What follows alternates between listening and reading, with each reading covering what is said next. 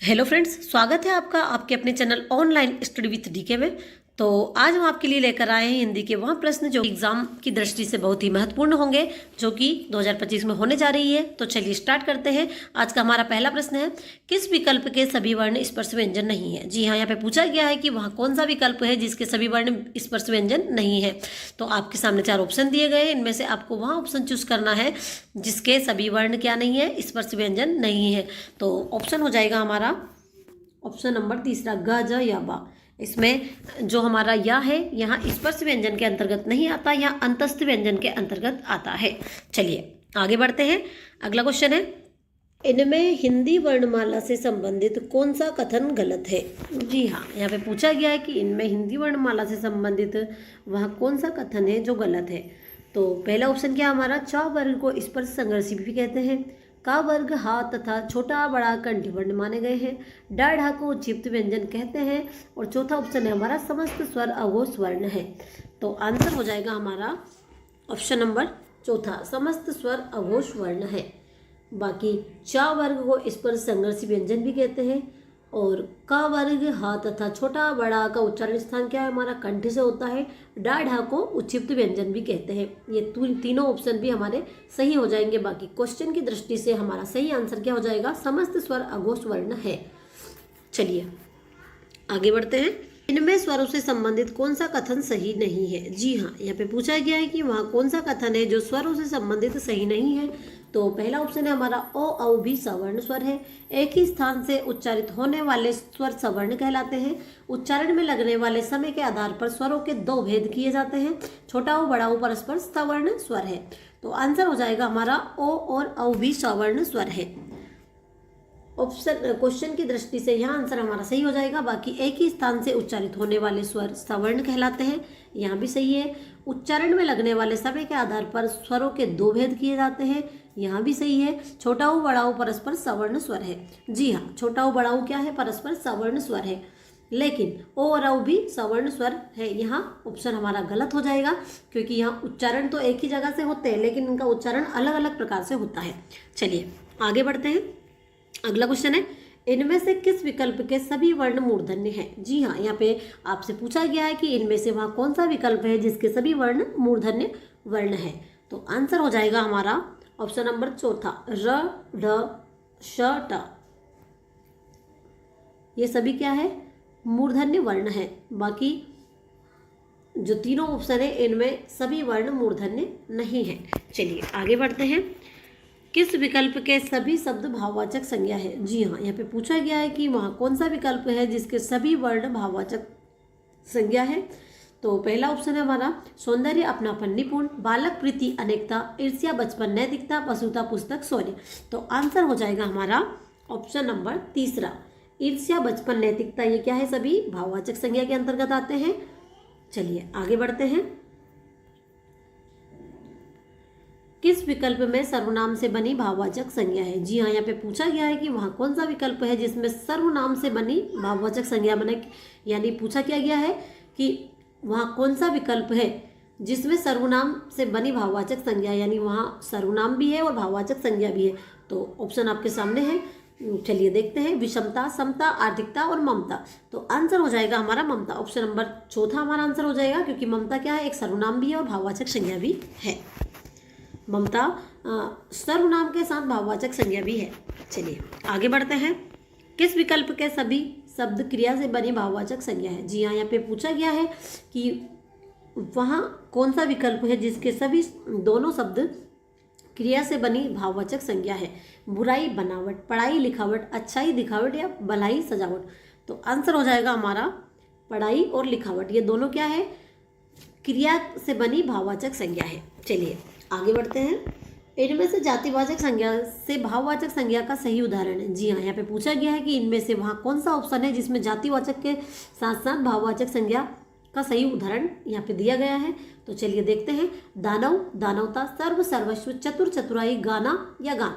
तो आंसर हो जाएगा हमारा दानव, दानवता। ऑप्शन नंबर पहला हमारा आंसर हो जाएगा, क्योंकि दानव क्या हो जाएगा, जातिवाचक हो जाएगा और दानवता उसकी भाववाचक संज्ञा हो जाएगी। चलिए आगे बढ़ते हैं। इनमें से कौन सा संधि शब्द सही है। जी हाँ, यहाँ पे चार ऑप्शन आपके सामने हैं, इनमें आपको चार संधि शब्द दिए गए हैं। इसमें आपसे पूछा गया है कि वहाँ कौन सा शब्द है जो संधि की दृष्टि से यहाँ पे जिसका सही संधि विच्छेद किया गया है। तो यहाँ पे जो हमारा सही संधि विच्छेद हो जाएगा दिक धन नाग, यानी ऑप्शन नंबर तीसरा हमारा आंसर हो जाएगा। बाकी जो तीन ऑप्शन है यहाँ संधि की दृष्टि से सही नहीं है। चलिए अगला क्वेश्चन है, अंतर्निहित शब्द का सही संधि विच्छेद होगा। जी हाँ, यहाँ पे आपसे अंतर्निहित शब्द का सही संधि विच्छेद पूछा गया है। तो अंतर्निहित शब्द का सही संधि विच्छेद क्या हो जाएगा हमारा? अंतःधन निहित, अंतर्धन निहित, अंतनी धन हित, अंतधन निर्हित। तो आंसर हो जाएगा हमारा अंतःधन निहित, क्योंकि जो राखी रेप लगी हुई है इसका क्या ये विसर्ग में परिवर्तित हो जाएगा, तो इसका हो जाएगा अंतः, बाकी निहित वैसा का वैसे ही यहाँ पर आ जाएगा। तो ऑप्शन नंबर पहला हमारा आंसर हो जाएगा। अगला क्वेश्चन है, दैत्य धन अरि संधि विच्छेद का सही संधि शब्द है। जी हाँ, यहाँ पे आपको संधि विच्छेद दिया गया है और इसमें आपको सही संधि शब्द जो होगा वहाँ आपको चूज करना है। तो चलिए देखते हैं। पहला ऑप्शन है हमारा दैत्वारी, दैत्यरी, दैत्यारी या दैत्वारिया। तो दैत्य धन अरि बराबर हो जाएगा हमारा दैत्यारी, यानी ऑप्शन नंबर तीसरा हमारा आंसर हो जाएगा। अगला क्वेश्चन है, गवेषणा शब्द का सही संधि विच्छेद होगा। जी हाँ, यहाँ पे आपको शब्द दिया गया है और यहाँ पे आपको संधि विच्छेद बताना है। तो गवेषणा शब्द का सही संधि विच्छेद क्या होगा? ऑप्शन नंबर तीसरा हमारा यहाँ पर आंसर हो जाएगा। गवेषणा शब्द का सही संधि विच्छेद होगा हमारा गोधन ऐष्णा। चलिए आगे बढ़ते हैं। किस शब्द में करण तत्पुरुष समास है? जी हाँ, यहाँ पे पूछा गया है कि वहाँ कौन सा शब्द है जिसमें करण तत्पुरुष समास है। तो चलिए देखते हैं। जीवनदान, पथभ्रष्ट, स्वर्ण पतित या गुणयुक्त। तो गुणों से युक्त, और जो हमारा विभक्ति चिन्ह है कर्ता ने कर्म को करण से यानी गुणों से युक्त। तो आंसर हो जाएगा हमारा ऑप्शन नंबर चौथा, गुण से युक्त। इसमें क्या है? करण तत्पुरुष समास है। चलिए आगे बढ़ते हैं। लाजवाब शब्द में कौन सा समास है? जी हाँ, यहाँ पे पूछा गया है कि लाजवाब शब्द में कौन सा समास है? तत्पुरुष समास, बहुव्रीहि समास, अव्ययी भाव समास या कर्मधारय समास। तो लाजवाब शब्द में समास हो जाएगा हमारा अव्ययी भाव समास। ऑप्शन नंबर तीसरा हमारा आंसर हो जाएगा। चलिए आगे बढ़ते हैं। वहाँ कौन सा समास है जिसका उत्तर पद प्रधान होता है किंतु प्रथम पद द्वितीय पद की विशेषता बतलाता है? तो आपके सामने चार समास दिए गए, इनमें से आपको वहाँ समास बताना है जिसका क्या होता है, उत्तर पद प्रधान होता है। तो वहाँ समास हो जाएगा हमारा तत्पुरुष समास, यानी ऑप्शन नंबर दूसरा हमारा आंसर हो जाएगा। क्योंकि तत्पुरुष समास में क्या होता है, इसका उत्तर पद प्रधान होता है और इसका जो प्रथम पद है वो द्वितीय पद की क्या बतलाता है, विशेषता बताता है। तो आंसर हो जाएगा हमारा तत्पुरुष समास। चलिए आगे बढ़ते हैं। आसपास शब्द में कौन सा समास है? जी हाँ, यहाँ पे पूछा गया है कि आसपास शब्द में कौन सा समास है। तो इसमें समास हो जाएगा हमारा द्वंद्व समास। और वहाँ कैसे होगा? क्योंकि इसके बीच में क्या है, योजक चिन्ह है। जहाँ भी योजक चिन्ह होता है वहाँ कौन सा समास होता है? द्वंद्व समास होता है। चलिए आगे बढ़ते हैं। फल को खूब पका होना चाहिए, वाक्य में अशुद्धि है। जी हाँ, यहाँ पे पूछा गया है कि फल को खूब पका होना चाहिए, इस वाक्य में किस प्रकार की अशुद्धि है? तो आपके सामने चार ऑप्शन दिए गए हैं, वचन संबंधी, पदक्रम संबंधी, कारक संबंधी या लिंग संबंधी। तो फल को खूब पका होना चाहिए, इसमें कारक संबंधी अशुद्धि है, यानी ऑप्शन नंबर तीसरा हमारा आंसर हो जाएगा। चलिए आगे बढ़ते हैं। अगला क्वेश्चन है, किस वाक्य में कर्म कारक है? जी हाँ, यहाँ पे पूछा गया कि कौन सा वाक्य है जिसमें कर्म कारक का प्रयोग किया गया है। छात्र छत पर बैठे हैं, लड़का पत्थर फेंकता है, यहाँ गोपाल की पुस्तक है, मजदूर थककर सो गया। तो इसमें कर्म कहाँ हो रहा है? लड़का पत्थर को फेंक रहा है, यानी ऑप्शन नंबर दूसरा हमारा आंसर हो जाएगा। अगला क्वेश्चन है, किस वाक्य में करण कारक का प्रयोग किया गया है? जी हाँ, यहाँ पे पूछा गया है कि वहाँ कौन सा वाक्य है जिसमें करण कारक का प्रयोग किया गया है। तो आपके सामने चार ऑप्शन दिए गए हैं, इनमें से वहाँ वाक्य बताना है जिसमें करण कारक का प्रयोग किया गया है। बालक पुस्तक पढ़ रहा है, सोहन जयपुर गया है, किसान दिन रात मेहनत करता है, हम नाक से सांस लेते हैं। तो आंसर हो जाएगा हमारा ऑप्शन नंबर चौथा, हम नाक से सांस लेते हैं, यानी कर्ता ने कर्म को करण से। इसमें जो कारक चिन्ह है हमारा कौन सा है? से, कैसे? नाक से, हम नाक से सांस लेते हैं, यानी इसमें करण कारक का प्रयोग किया गया है। चलिए आगे बढ़ते हैं। ईश्वर ने सुनने को दो कान दिए हैं, इसमें सुनने को वाक्यांश में कौन सा कारक है? जी हाँ, यहाँ पे पूछा गया है कि ईश्वर ने सुनने के लिए हमें दो कान दिए हैं, इसमें सुनने को वाक्यांश में कौन सा कारक है? यहाँ भी आपसे कारक ही पूछा गया है। तो इसमें कौन सा कारक होगा? अधिकरण कारक, करण कारक, संप्रदान कारक या कर्म कारक। तो इसमें कारक हो जाएगा हमारा संप्रदान कारक, कर्ता ने कर्म को करण से संप्रदान के लिए या को। तो आंसर हो जाएगा हमारा ऑप्शन नंबर तीसरा, ईश्वर ने सुनने को दो कान दिए हैं, इसमें कारक हो जाएगा हमारा संप्रदान कारक। यहाँ हमारे विभक्ति चिन्ह है जो कि आपको याद करने पड़ेंगे, तभी आप इनके आंसर दे पाओगे। चलिए आगे बढ़ते हैं। किस शब्द में कोई उपसर्ग नहीं है? जी हाँ, यहाँ पे पूछा गया है कि वहाँ कौन सा शब्द है जिसमें कोई उपसर्ग नहीं है। तो आपके सामने 4 ऑप्शन दिए गए हैं, विदित, बेचारा, विहित या बेशुमार। तो वहाँ शब्द हो जाएगा हमारा विदित। विदित शब्द में कोई उपसर्ग नहीं है। अगला क्वेश्चन है, किस शब्द में वी उपसर्ग नहीं है? जी हाँ, यहाँ पे पूछा गया है कि वहाँ कौन सा शब्द है जिसमें वी उपसर्ग नहीं है। व्युत्पत्ति, विदुर, विभा या व्याकरण। तो वहाँ शब्द हो जाएगा हमारा विदुर। ऑप्शन नंबर दूसरा हमारा आंसर हो जाएगा। विदुर में वी उपसर्ग नहीं है, बाकी व्युत्पत्ति, विभा, व्याकरण, इनमें तीनों में वी उपसर्ग है। चलिए आगे बढ़ते हैं। अगला क्वेश्चन है, संतोष शब्द में कौन सा उपसर्ग है? जी हाँ, यहाँ पे पूछा गया है कि संतोष शब्द में कौन सा उपसर्ग है, सु, शम, सन या श। तो संतोष शब्द में उपसर्ग हो जाएगा हमारा शम। ऑप्शन नंबर दूसरा हमारा आंसर हो जाएगा। अगला क्वेश्चन है, सच्चरित शब्द में कौन सा उपसर्ग है? जी हाँ, यहाँ पे आपको सच्चरित में उपसर्ग बताना है कि सच्चरित शब्द में कौन सा उपसर्ग है, श, सच, सद या सत। तो सच्चरित्र में उपसर्ग हो जाएगा हमारा शत उपसर्ग, यानी ऑप्शन नंबर चौथा हमारा आंसर हो जाएगा। आगे बढ़ते हैं। किस विकल्प में गार प्रत्ययुक्त शब्द नहीं है? जी हाँ, यहाँ पे पूछा गया है कि वहाँ कौन सा विकल्प है जिसमें गार प्रत्ययुक्त शब्द नहीं है। यादगार, कारागार, गुनहगार या मददगार। तो वहाँ शब्द हो जाएगा हमारा कारागार। कारागार में गार प्रत्यय नहीं है, बाकी यादगार, गुनहगार और मददगार तीनों में गार प्रत्यय का प्रयोग हुआ है। चलिए आगे बढ़ते हैं। अगला क्वेश्चन है, किस विकल्प में कृदंत शब्द है? यहाँ पे पूछा गया कि किस विकल्प में कृदंत कृत प्रत्यय युक्त शब्द है। ग्रामीण, भारतीय, करणी या राष्ट्रीय। तो वह शब्द हो जाएगा हमारा करणीय। करणीय में कृदंत शब्द है। ऑप्शन नंबर तीसरा हमारा आंसर हो जाएगा। अगला क्वेश्चन है, इनमें से किस विकल्प के सभी शब्द कृत प्रत्यय से बने हैं? जी हाँ, यहाँ पे पूछा गया है कि ये जो विकल्प दिए गए हैं इनमें से कौन से विकल्प के सभी शब्द कृत प्रत्यय युक्त है। तो ऑप्शन क्या है, तेली, मिठास, बचत, छात्रा, घबराहट, कौनते, कारक, भगोड़ा। तो वहाँ शब्द हो जाएंगे हमारे कारक और भगोड़ा। कारक और भगोड़ा कृत प्रत्यय युक्त शब्द है। चलिए आगे बढ़ते हैं। एक प्रत्यय है। जी हाँ, यहाँ पे पूछा गया है कि एक प्रत्यय किसमें है, प्रत्येक, अनेक, अर्जित या आत्मक। तो एक प्रत्यय हो जाएगा हमारा आत्मक में। ऑप्शन नंबर चौथा हमारा आंसर हो जाएगा। अगला क्वेश्चन है, इनमें से किस विकल्प के सभी शब्द तत्सम नहीं है? जी हाँ, यहाँ पे पूछा गया है कि इनमें से किस विकल्प के सभी शब्द तत्सम शब्द नहीं है, यानी संस्कृत के नहीं है। तो पूर्व, नृत्य, पंक्ति, पुष्कर, भक्त, भ्रमर, मात्र, मेघ, मुष्टिका, भल्लुक, रस्सी या रिक्त। तो वहाँ ऑप्शन हो जाएगा हमारा ऑप्शन नंबर चौथा। चौथे ऑप्शन के जो शब्द है वो तत्सम शब्द नहीं है, ये तद्भव शब्द है। बाकी तीनों ऑप्शन में तत्सम शब्द है। चलिए आगे बढ़ते हैं। अगला क्वेश्चन है, किस विकल्प में एक भी विदेशी शब्द नहीं है? जी हाँ, यहाँ पे पूछा गया है कि वहाँ कौन सा विकल्प है जिसमें एक भी शब्द विदेशी नहीं है। पाठशाला, व्यायाम, कोयल, अदालत, साक्षी, ठटेरा, उर्दू, राजस्थानी, मराठी, जलियान, वायुयान या ग्लास। तो वहाँ ऑप्शन हो जाएगा हमारा ऑप्शन नंबर पहला, पाठशाला, व्यायाम, कोयल। ये विदेशी शब्द नहीं है, ये देशी शब्द है। चलिए आगे बढ़ते हैं।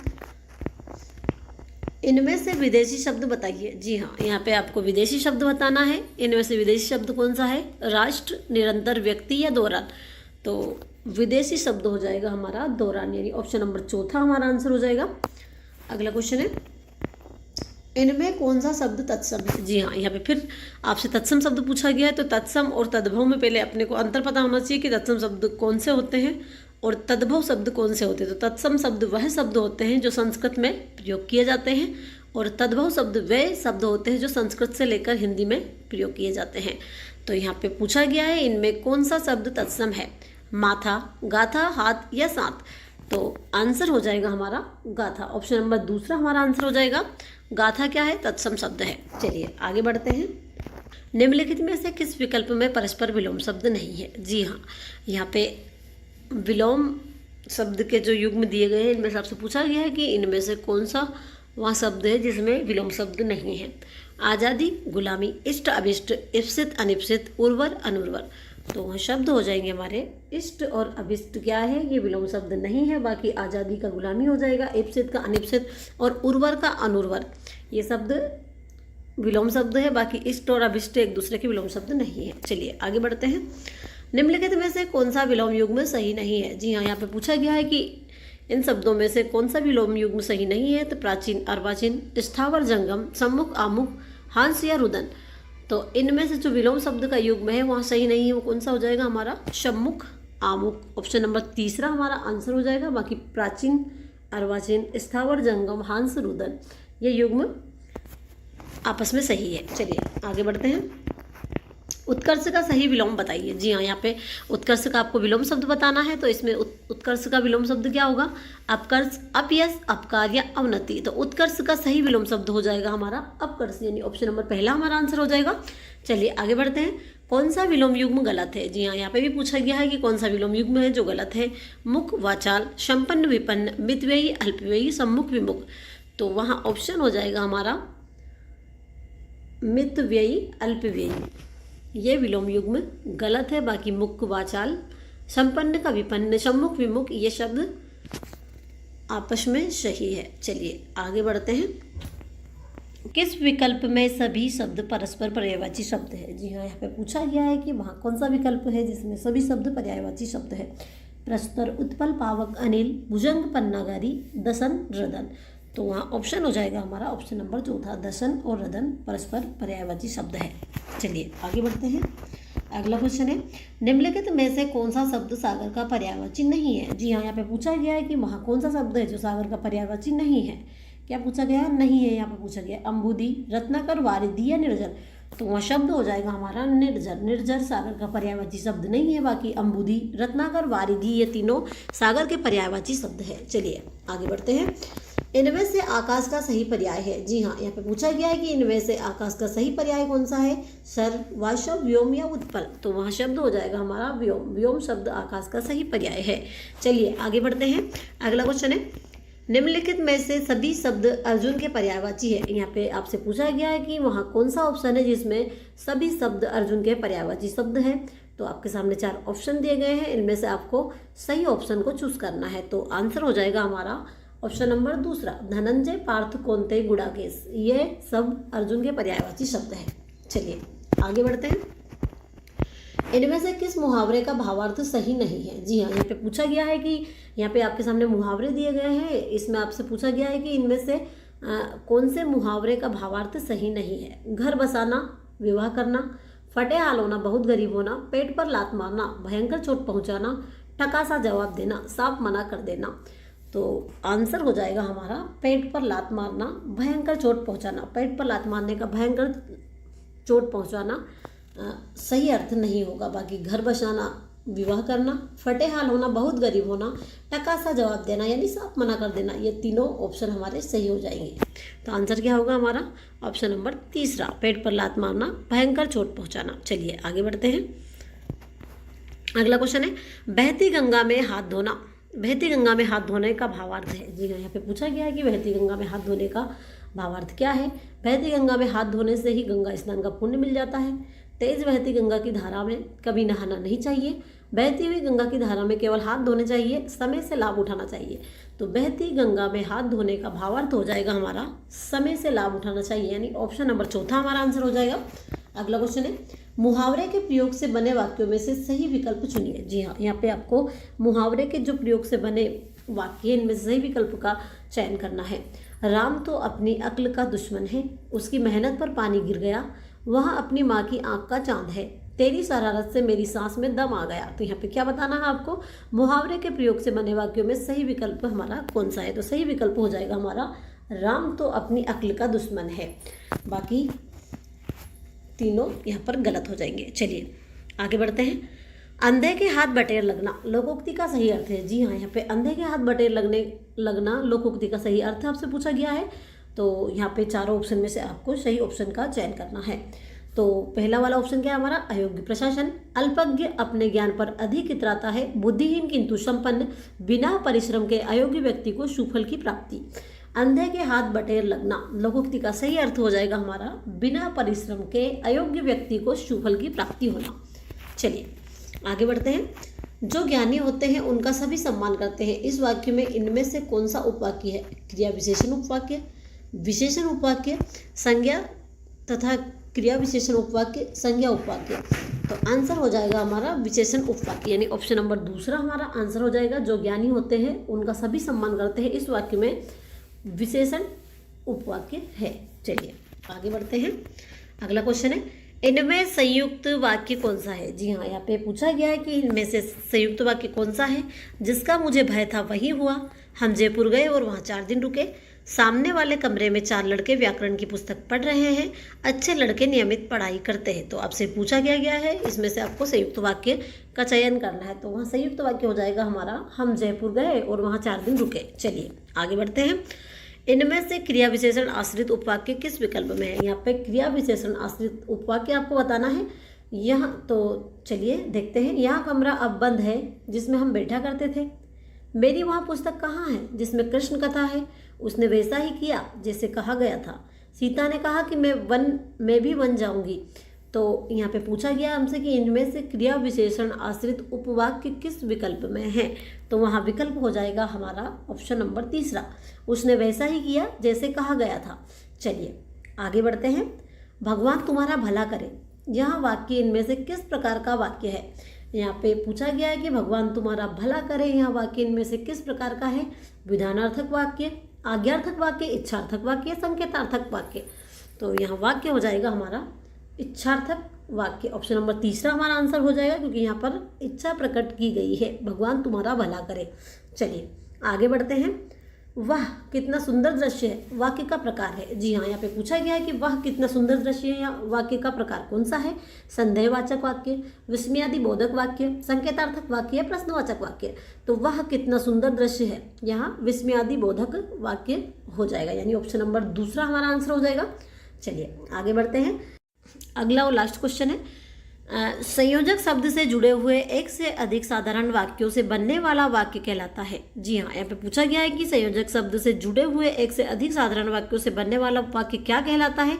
मिश्र वाक्य, संयुक्त वाक्य, आश्रित उपवाक्य या प्रधान वाक्य। तो वहाँ वाक्य कहलाएगा हमारा संयुक्त वाक्य, यानी ऑप्शन नंबर दूसरा हमारा आंसर हो जाएगा। ढा का उच्चारण स्थान है। जी हाँ, यहाँ पे पूछा गया है कि ढा का उच्चारण स्थान क्या है? कंठ, तालु, मूर्धा या दंत। तो ढा का उच्चारण स्थान हो जाएगा हमारा मूर्धा।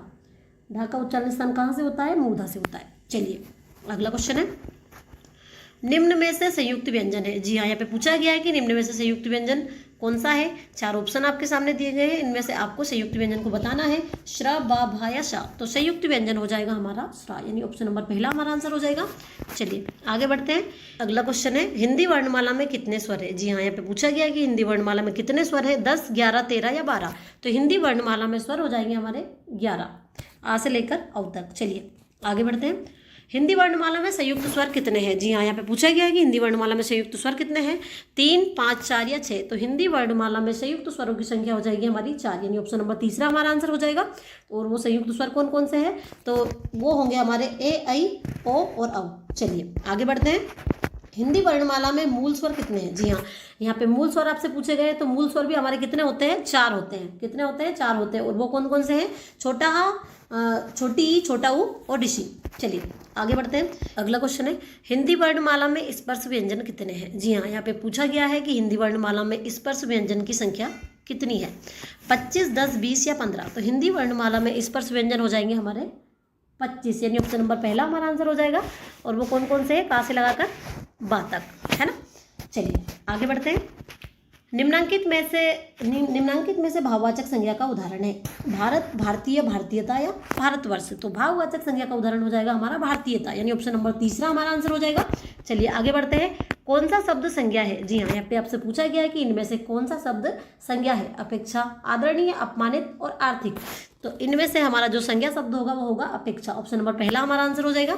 चलिए आगे बढ़ते हैं। जवाब संज्ञा से क्या विशेषण बनेगा? जी हाँ, यहाँ पे आपको बताना है कि जवाब संज्ञा से क्या विशेषण बनेगा। जवाबी, उत्तर, जबानी या जुराब। तो जवाब संज्ञा से जो विशेषण बनेगा वो होगा हमारा जवाबी, ऑप्शन नंबर पहला हमारा आंसर हो जाएगा। चलिए आगे बढ़ते हैं। इनमें क्रिया से बनी भाववाचक संज्ञा नहीं है। जी हाँ, यहाँ पे पूछा गया है कि इनमें से क्रिया से बनी भाववाचक संज्ञा कौन सी नहीं है? कमाई, लड़ाई, पढ़ाई या भलाई। तो वो हो जाएगी हमारी भलाई, ये क्रिया से बनी भाववाचक संज्ञा नहीं है। चलिए अगला क्वेश्चन है, किस विकल्प के सभी शब्द विशेषण से बनी भाववाचक संज्ञा है? जी हाँ, यहाँ पे पूछा गया है कि वहाँ कौन सा विकल्प है जिसमें सभी शब्द विशेषण से बनी भाववाचक संज्ञा है?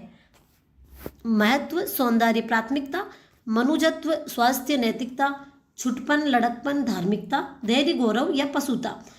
तो वहाँ ऑप्शन हो जाएगा हमारा ऑप्शन नंबर पहला, महत्व, सौंदर्य और प्राथमिकता। ये क्या है?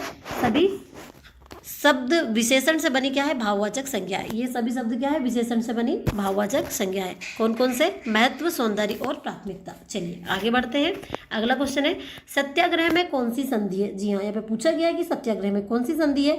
व्यंजन संधि, दीर्घ संधि, यण स्वर संधि या विसर्ग संधि। तो सत्याग्रह में संधि हो जाएगी हमारी दीर्घ स्वर संधि, यानी ऑप्शन नंबर दूसरा हमारा आंसर हो जाएगा। अगला क्वेश्चन है, और इसको तोड़ेंगे तो यहाँ कैसे टूटेगा? सत्य धन आग्रह। चलिए आगे बढ़ते हैं। तिरस्कार शब्द में कौन सी संधि प्रयुक्त हुई है? जी हाँ, यहाँ पे आपको तिरस्कार में संधि बताना है कि इसमें कौन सी संधि प्रयुक्त हुई है। व्यंजन संधि, विसर्ग संधि, यण संधि या गुण संधि। तो तिरस्कार शब्द में संधि जो प्रयुक्त हुई है वहाँ होगी हमारी विसर्ग संधि, यानी ऑप्शन नंबर दूसरा हमारा आंसर हो जाएगा। चलिए आगे बढ़ते हैं। किस शब्द की संधि सही है? जी हाँ, यहाँ पे पूछा गया है कि वहाँ कौन सा शब्द है जिसकी संधि सही है। तो चार ऑप्शन आपके सामने दिए गए हैं। स्त्री धन उचित, स्त्रियोचित, नदी धन अर्पण, नद्यार्पण, एक धन एक एक एक, पितृ धन अनुमति, पितृ अनुमति। तो यहाँ पे चार ऑप्शन जो दिए गए हैं उनमें से वहाँ ऑप्शन कौन सा है जिसकी संधि सही है? तो वहाँ ऑप्शन हो जाएगा हमारा ऑप्शन नंबर चौथा, पितृ धन अनुमति, पितृ अनुमति। चलिए आगे बढ़ते हैं। किस क्रम में उचित विच्छेद नहीं है? जी हाँ, यहाँ पे पूछा गया है कि वहाँ कौन सा क्रम है जिसमें उचित विच्छेद नहीं है। सम धन विधान, धनम धन जय, वाम धन ईश, दिक धन राज। तो वहाँ ऑप्शन हो जाएगा हमारा वाम धन ईश। इसमें क्या है? विच्छेद उचित तरह से नहीं किया गया है इसका। चलिए आगे बढ़ते हैं। संधि के कितने प्रकार होते हैं? जी हाँ, यहाँ पे पूछा गया है कि संधि कितने प्रकार की होती है? 2, 4, 3 या 5। तो संधि हो जाएगी हमारी 3 प्रकार की। कौन कौन सी? स्वर संधि, विसर्ग संधि और व्यंजन संधि। चलिए आगे बढ़ते हैं। किस शब्द में संधि विच्छेद गलत है? जी हाँ, यहाँ पे पूछा गया है कि वहाँ कौन सा शब्द है जिसमें संधि विच्छेद गलत किया गया है। प्रतीक्षा का क्या होगा? प्रति धन इच्छा, मधुवरी, मधु धन अरि, यथेष्टि यथा धन इष्ट, पावक पौ धन अक। तो वहाँ शब्द कौन सा है जिसका संधि विच्छेद गलत है? तो वहाँ शब्द हो जाएगा हमारा यथेष्टि, यथा धन इष्ट। इसका विच्छेद गलत है। बाकी प्रतीक्षा, मधुवरी और पावक तीनों का संधि विच्छेद जो किया गया है वहाँ सही है। चलिए आगे बढ़ते हैं। हीन भावना शब्द में कौन सा समास है? जी हाँ, यहाँ पे पूछा गया कि हीन भावना शब्द में कौन सा समास है। कर्मधारय, अव्ययी भाव, द्वंद्व या बहुब्रीहि। तो हीन भावना में समास हो जाएगा हमारा कर्मधारय समास। चलिए आगे बढ़ते हैं। अगला क्वेश्चन है, किस विकल्प में बहुब्रीहि समास है? जी हाँ, यहाँ पे आपको बताना है कि वहाँ कौन सा विकल्प है जिसमें बहुब्रीहि समास है। पंचपात्र, चतुरानन, त्रिभुवन या चतुर्युग। तो ऑप्शन हो जाएगा हमारा ऑप्शन नंबर दूसरा, चतुरानन। 4 हो आनंद जिनके, यानी भगवान गणेश। चतुरानन में कौन सा समास है? बहुब्रीहि समास। चलिए आगे बढ़ते हैं। किस शब्द में करण तत्पुरुष समास नहीं है? जी हाँ, यहाँ पे पूछा गया है कि वहाँ कौन सा पद है जिसमें करण तत्पुरुष समास नहीं है। मनमाना, ईश्वर दत्त, तुलसीकृत या पदच्युत। तो आंसर हो जाएगा हमारा ऑप्शन नंबर चौथा, पदच्युत। इसमें क्या नहीं है? करण तत्पुरुष समास नहीं है। बाकी मनमाना, ईश्वर दत्त, तुलसीकृत इन तीनों में करण तत्पुरुष समास है। चलिए आगे बढ़ते हैं। किस विकल्प में कर्मधारय समास नहीं है? जी हाँ, यहाँ पे आपको बताना है कि वहाँ कौन सा विकल्प है जिसमें कर्मधारय समास नहीं है। महात्मा, काला सांप, गजानन और नीलकमल। तो आंसर हो जाएगा हमारा गजानन। गजानन में कर्मधारय समास नहीं है। बाकी महात्मा, काला सांप, नीलकमल इन तीनों में कर्मधारय समास है। चलिए आगे बढ़ते हैं। किस विकल्प में द्वंद्व समास नहीं है? जी हाँ, यहाँ पे बताना है कि वहाँ कौन सा विकल्प है जिसमें द्वंद्व समास नहीं है। दाल भात, भूत प्रेत, शुभाशुभ या शुभागमन। तो आंसर हो जाएगा हमारा शुभागमन। ऑप्शन नंबर चौथा यहाँ पे आंसर हो जाएगा। और दाल भात, भूत प्रेत, शुभाशुभ इन तीनों में कौन सा समास है? द्वंद्व समास है। दाल और भात, भूत और प्रेत, शुभ और अशुभ। चलिए आगे बढ़ते हैं।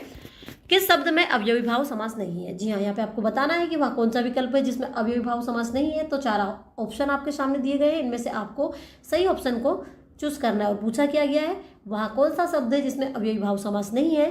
तो आमरण, यथासाध्य, श्रमसाध्य या आजन्म। तो आंसर हो जाएगा हमारा श्रमसाध्य, यानी ऑप्शन नंबर तीसरा हमारा आंसर हो जाएगा। श्रमसाध्य में अवयवी भाव समास नहीं है। बाकी आमरण, यथासाध्य, आजन्म इन सभी में अव्ययी भाव समास है। चलिए आगे बढ़ते हैं। किस वाक्य में कर्म कारक नहीं है? जी हाँ, यहाँ पे आपको बताना है कि वहाँ कौन सा वाक्य है जिसमें कर्म कारक का प्रयोग नहीं किया गया है या फिर कर्म नहीं किया गया है।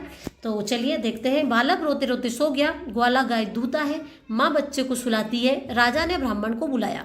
तो आंसर हो जाएगा हमारा बालक रोते रोते सो गया, इसमें कर्म कारक नहीं है। बाकी ग्वाला गाय दूता है, माँ बच्चे को सुलाती है, राजा ने ब्राह्मण को बुलाया, इन सभी में कर्म कारक है। चलिए आगे बढ़ते हैं। अगला क्वेश्चन है, इनमें से किस वाक्यांश में कर्म कारक है? जी हाँ, यहाँ पे आपको बताना है कि वहाँ कौन सा वाक्यांश है जिसमें कर्म कारक है। सड़क पर बहुत से लोग उत्सुकता के साथ यह तमाशा देख रहे हैं। तो वहाँ शब्द हो जाएगा, वाक्यांश हो जाएगा हमारा, सॉरी वहाँ वाक्यांश हो जाएगा हमारा तमाशा देख रहे हैं। यहाँ पे कौन सा कर्म हो रहा है? तमाशा देख रहे हैं। तो ऑप्शन नंबर चौथा हमारा आंसर हो जाएगा। अगला क्वेश्चन है, किस वाक्यांश में अधिकरण कारक है? जी हाँ, यहाँ पे आपको बताना है कि वहाँ कौन सा वाक्यांश है जिसमें अधिकरण कारक है। तो यहाँ पे 4 ऑप्शन आपके सामने दिए गए हैं। बाग में, कुछ लोग धीरे धीरे या टहल रहे हैं। तो अधिकरण कारक किस में है? बाग में। कहाँ टहल रहे हैं? बाग में। और अधिकरण का जो विभक्ति चिन्ह होता है वो क्या होता है? में या पर। तो यहाँ पे में कहाँ आ रहा है? बाग में, यानी ऑप्शन नंबर पहला हमारा आंसर हो जाएगा। चलिए आगे बढ़ते हैं। किस वाक्य में वाक्यांश में अपादान कारक है? जी हाँ, यहाँ पे आपको अपादान कारक बताना है कि वहाँ कौन सा वाक्य है जिसमें अपादान कारक है। चोरी करने के कारण उसने नौकर को घर से निकाल दिया। अब अपादान कारक का जो विभक्ति चिन्ह है वो कौन सा है? अपादान से, यानी अलग करना। तो किससे अलग किया? घर से अलग किया, घर से निकाल दिया, यानी ऑप्शन नंबर चौथा हमारा आंसर हो जाएगा। इस वाक्यांश में अपादान कारक है, कौन से वाले में? घर से निकाल दिया। चलिए आगे बढ़ते हैं। अगला क्वेश्चन है, किस वाक्यांश में संप्रदान कारक है? जी हाँ, यहाँ पे आपको संप्रदान कारक बताना है कि वहाँ कौन सा वाक्य है जिसमें संप्रदान कारक है। मैं आपको इस कृपा के लिए हृदय से धन्यवाद देता हूँ। तो यहाँ पे संप्रदान कारक आपको बताना है। तो संप्रदान कारक का जो विभक्ति चिन्ह है वो हमारा क्या होगा? के लिए। अब के लिए कहाँ पर आ रहा है? ऑप्शन नंबर तीसरे में के लिए आ रहा है। इस कृपा के लिए, इसमें संप्रदान कारक होगा। ये विभक्ति चिन्ह है जो आपको याद करने ही होंगे, तब जाके आप इन क्वेश्चन के आंसर दे पाएंगे अच्छे से। चलिए आगे बढ़ते हैं। इस वाक्यांश में संबंध कारक है। जी हाँ, 4 ऑप्शन आपके सामने दिए गए, इनमें से आपको बताना है कि वहाँ कौन सा वाक्यांश है जिसमें संबंध कारक है। पुस्तकालय में राम की एक पुस्तक बहुत समय से सुरक्षित रखी है। तो संबंध किससे बताया जा रहा है? यहाँ पर संबंध बताया जा रहा है राम की एक पुस्तक, मतलब किसकी पुस्तक है? राम की एक पुस्तक। तो संबंध का जो विभक्ति चिन्ह होता है हमारा वो क्या होता है? संबंध का, की, के, रारी, रे, है ना। चलिए आगे बढ़ते हैं। अगला क्वेश्चन है, वहाँ शब्द बताइए जिसमें 2 उपसर्गों का प्रयोग हुआ है। जी हाँ, यहाँ पे आपको बताना है कि वहाँ शब्द कौन सा है जिसमें 2 उपसर्गों का प्रयोग हुआ है। निर्माण, निर्विरोध, निरीक्षक या निरंकुश। तो वहाँ शब्द हो जाएगा हमारा निर्विरोध, ऑप्शन नंबर दूसरा हमारा आंसर हो जाएगा। और इसमें कौन कौन से उपसर्ग हैं? तो वहाँ उपसर्ग हो जाएंगे हमारे निरुपसर्ग और वि उपसर्ग। चलिए आगे बढ़ते हैं। आ उपसर्ग है। जी हाँ, यहाँ पे आपको बताना है कि आ उपसर्ग किस में है? आचरण में, अंतर्राष्ट्रीय में, अहिंसा में या अनुस्वार में।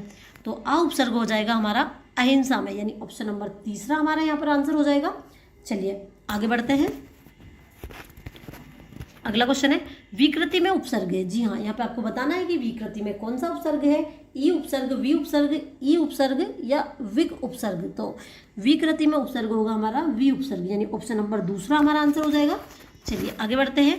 इनमें से किस शब्द में बे उपसर्ग नहीं है? जी हाँ, यहाँ पे पूछा गया है कि वहाँ कौन सा शब्द है जिसमें बे उपसर्ग नहीं है। बेचारा, बेचान, बेईमान या बेवकूफ़। तो वहाँ शब्द हो जाएगा हमारा बेचान, यानी ऑप्शन नंबर दूसरा हमारा आंसर हो जाएगा। बेचान में क्या नहीं है? बे उपसर्ग नहीं है। बाकी बेचारा, बेईमान, बेवकूफ़, इनमें सब में बे उपसर्ग है। चलिए आगे बढ़ते हैं। अगला क्वेश्चन है, किस शब्द में परा उपसर्ग नहीं है? जी हाँ, यहाँ पे आपको बताना है कि वहाँ कौन सा शब्द है जिसमें परा उपसर्ग नहीं है। परामर्श, पराक्रम, पराभव या परायण।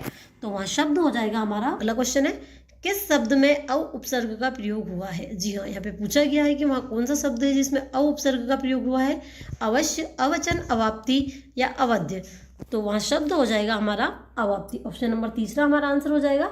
अवाप्ति में अ उपसर्ग का प्रयोग हुआ है। चलिए आगे बढ़ते हैं। इनमें से किस शब्द में इल प्रत्यय नहीं है? जी हाँ, आपके सामने 4 ऑप्शन दिए गए हैं, इनमें से आपको बताना है कि कौन से शब्द में इल प्रत्यय नहीं है। जटिल, शामिल, स्नेहिल या फैनिल। तो वहाँ शब्द हो जाएगा हमारा शामिल। शामिल में इल प्रत्यय नहीं है, बाकी तीनों में इल प्रत्यय है। चलिए आगे बढ़ते हैं। किस शब्द में आवट प्रत्यय नहीं है? जी हाँ, यहाँ पे पूछा गया है कि वहाँ कौन सा शब्द है जिसमें आवट प्रत्यय नहीं है। लिखावट, थकावट, रुकावट या महावट। तो वहाँ शब्द हो जाएगा हमारा महावट, ऑप्शन नंबर चौथा हमारा आंसर हो जाएगा। महावट में आवट प्रत्यय नहीं है। चलिए आगे बढ़ते हैं। किस शब्द में उपसर्ग और प्रत्यय दोनों का प्रयोग हुआ है? जी हाँ, यहाँ पे पूछा गया है कि वहाँ कौन सा शब्द है जिसमें उपसर्ग और प्रत्यय दोनों का प्रयोग हुआ है? व्यंजित, व्यथित, समित या गर्हित। तो वहाँ शब्द हो जाएगा हमारा व्यंजित। इसमें वी उपसर्ग और इत प्रत्यय का प्रयोग हुआ है। चलिए आगे बढ़ते हैं। किस शब्द में इति प्रत्यय नहीं है? जी हाँ, यहाँ पे पूछा गया है कि वहाँ कौन सा शब्द है जिसमें इति प्रत्यय नहीं है? कुसुमित, अमित, फलित या हरित। तो वहाँ शब्द हो जाएगा हमारा अमित। ऑप्शन नंबर दूसरा हमारा आंसर हो जाएगा। अमित में इति प्रत्यय नहीं है। चलिए आगे बढ़ते हैं। अगला क्वेश्चन है, किस शब्द में गर प्रत्यय नहीं है? जी हाँ, यहाँ पे पूछा गया है कि वहाँ कौन सा शब्द है जिसमें गर प्रत्यय नहीं है? जादूगर, बाजीगर, नागर या कारीगर। तो वहाँ शब्द हो जाएगा हमारा नागर। नागर में गर प्रत्यय का प्रयोग नहीं हुआ है। चलिए आगे बढ़ते हैं। निम्नलिखित में से प्रत्यय से निर्मित शब्द है? जी हाँ, यहाँ पे पूछा गया है कि निम्नलिखित में से प्रत्यय से निर्मित शब्द कौन सा है? अनुपात, अपेक्षित, अधिशेष या अभियान। तो वहाँ शब्द हो जाएगा हमारा अपेक्षित। अपेक्षित प्रत्यय से निर्मित शब्द है। बाकी अनुपात, अधिशेष, अभियान, इन तीनों में कोई प्रत्यय नहीं है। चलिए आगे बढ़ते हैं। इनमें कौन सा शब्द तद्भव है? जी हाँ, यहाँ पे पूछा गया है कि इनमें से कौन सा शब्द तद्भव है। आपके सामने 4 ऑप्शन दिए गए हैं, आपको बताना है कि इनमें से कौन सा शब्द तद्भव है, अथवा बहुधा, दुविधा या सुविधा। तो हमारा तद्भव शब्द हो जाएगा दुविधा। ऑप्शन नंबर तीसरा हमारा आंसर हो जाएगा। अगला क्वेश्चन है, कौन सा शब्द तद्भव नहीं है? यहाँ पे पूछा गया कि वहाँ कौन सा शब्द है जो तद्भव नहीं है? संजोग, लाज, पंछी या छाया। तो छाया हमारा क्या हो जाएगा? तत्सम शब्द हो जाएगा। यहाँ तद्भव शब्द नहीं है। चलिए आगे बढ़ते हैं। इनमें कौन सा शब्द देशज है? बहु, दही, आज या पगड़ी। तो इनमें से देशज शब्द हो जाएगा हमारा पगड़ी। ऑप्शन नंबर चौथा हमारा आंसर हो जाएगा। अगला क्वेश्चन है, इनमें कौन सा शब्द विदेशी है? स्कूल, छात्र, शिक्षक या उपस्थित। तो इसमें विदेशी शब्द हो जाएगा हमारा स्कूल। ऑप्शन नंबर पहला हमारा आंसर हो जाएगा। चलिए आगे बढ़ते हैं। अगला क्वेश्चन है, कौन सा शब्द विदेशी नहीं है? जी हाँ, यहाँ पे पूछा गया है कि वहाँ कौन सा शब्द है जो विदेशी नहीं है? प्रवेश, फीस, कूपन या टिकट। तो वहाँ शब्द हो जाएगा हमारा प्रवेश। प्रवेश शब्द विदेशी नहीं है। बाकी फीस, कूपन, टिकट ये सब विदेशी शब्द है। चलिए आगे बढ़ते हैं। वहाँ तत्सम शब्द बताइए जिसके साथ उपसर्ग और प्रत्यय दोनों का प्रयोग हुआ है। जी हाँ, यहाँ पे पूछा गया है कि वहाँ तत्सम शब्द बताइए जिसके साथ उपसर्ग और प्रत्यय दोनों का प्रयोग हुआ है। तो ऑप्शन आपके सामने दिए गए हैं, आपको इसमें से सही ऑप्शन का चुनाव करना है। मानवीय, मानवता, अधीर या विखंडित। तो वहाँ शब्द हो जाएगा हमारा तत्सम शब्द कौन सा होगा? वहाँ हमारा विखंडित। इसमें क्या है? वी उपसर्ग है और इत प्रत्यय का प्रयोग हुआ है। चलिए आगे बढ़ते हैं। कौन सा विलोम युग्म सही नहीं है? जी हाँ, यहाँ पे आपके सामने 4 विलोम युग्म दिए गए हैं। इनमें से आपको वहाँ चूज करना है जो सही नहीं है। बाकी 3 सही होंगे और 1 गलत होगा, उसका आपको चुनाव करना है। तो क्या है हमारे सामने? सापेक्ष, निरपेक्ष, आपत्ति, विपत्ति, स्वकीय, परकीय, व्यष्टि, समष्टि।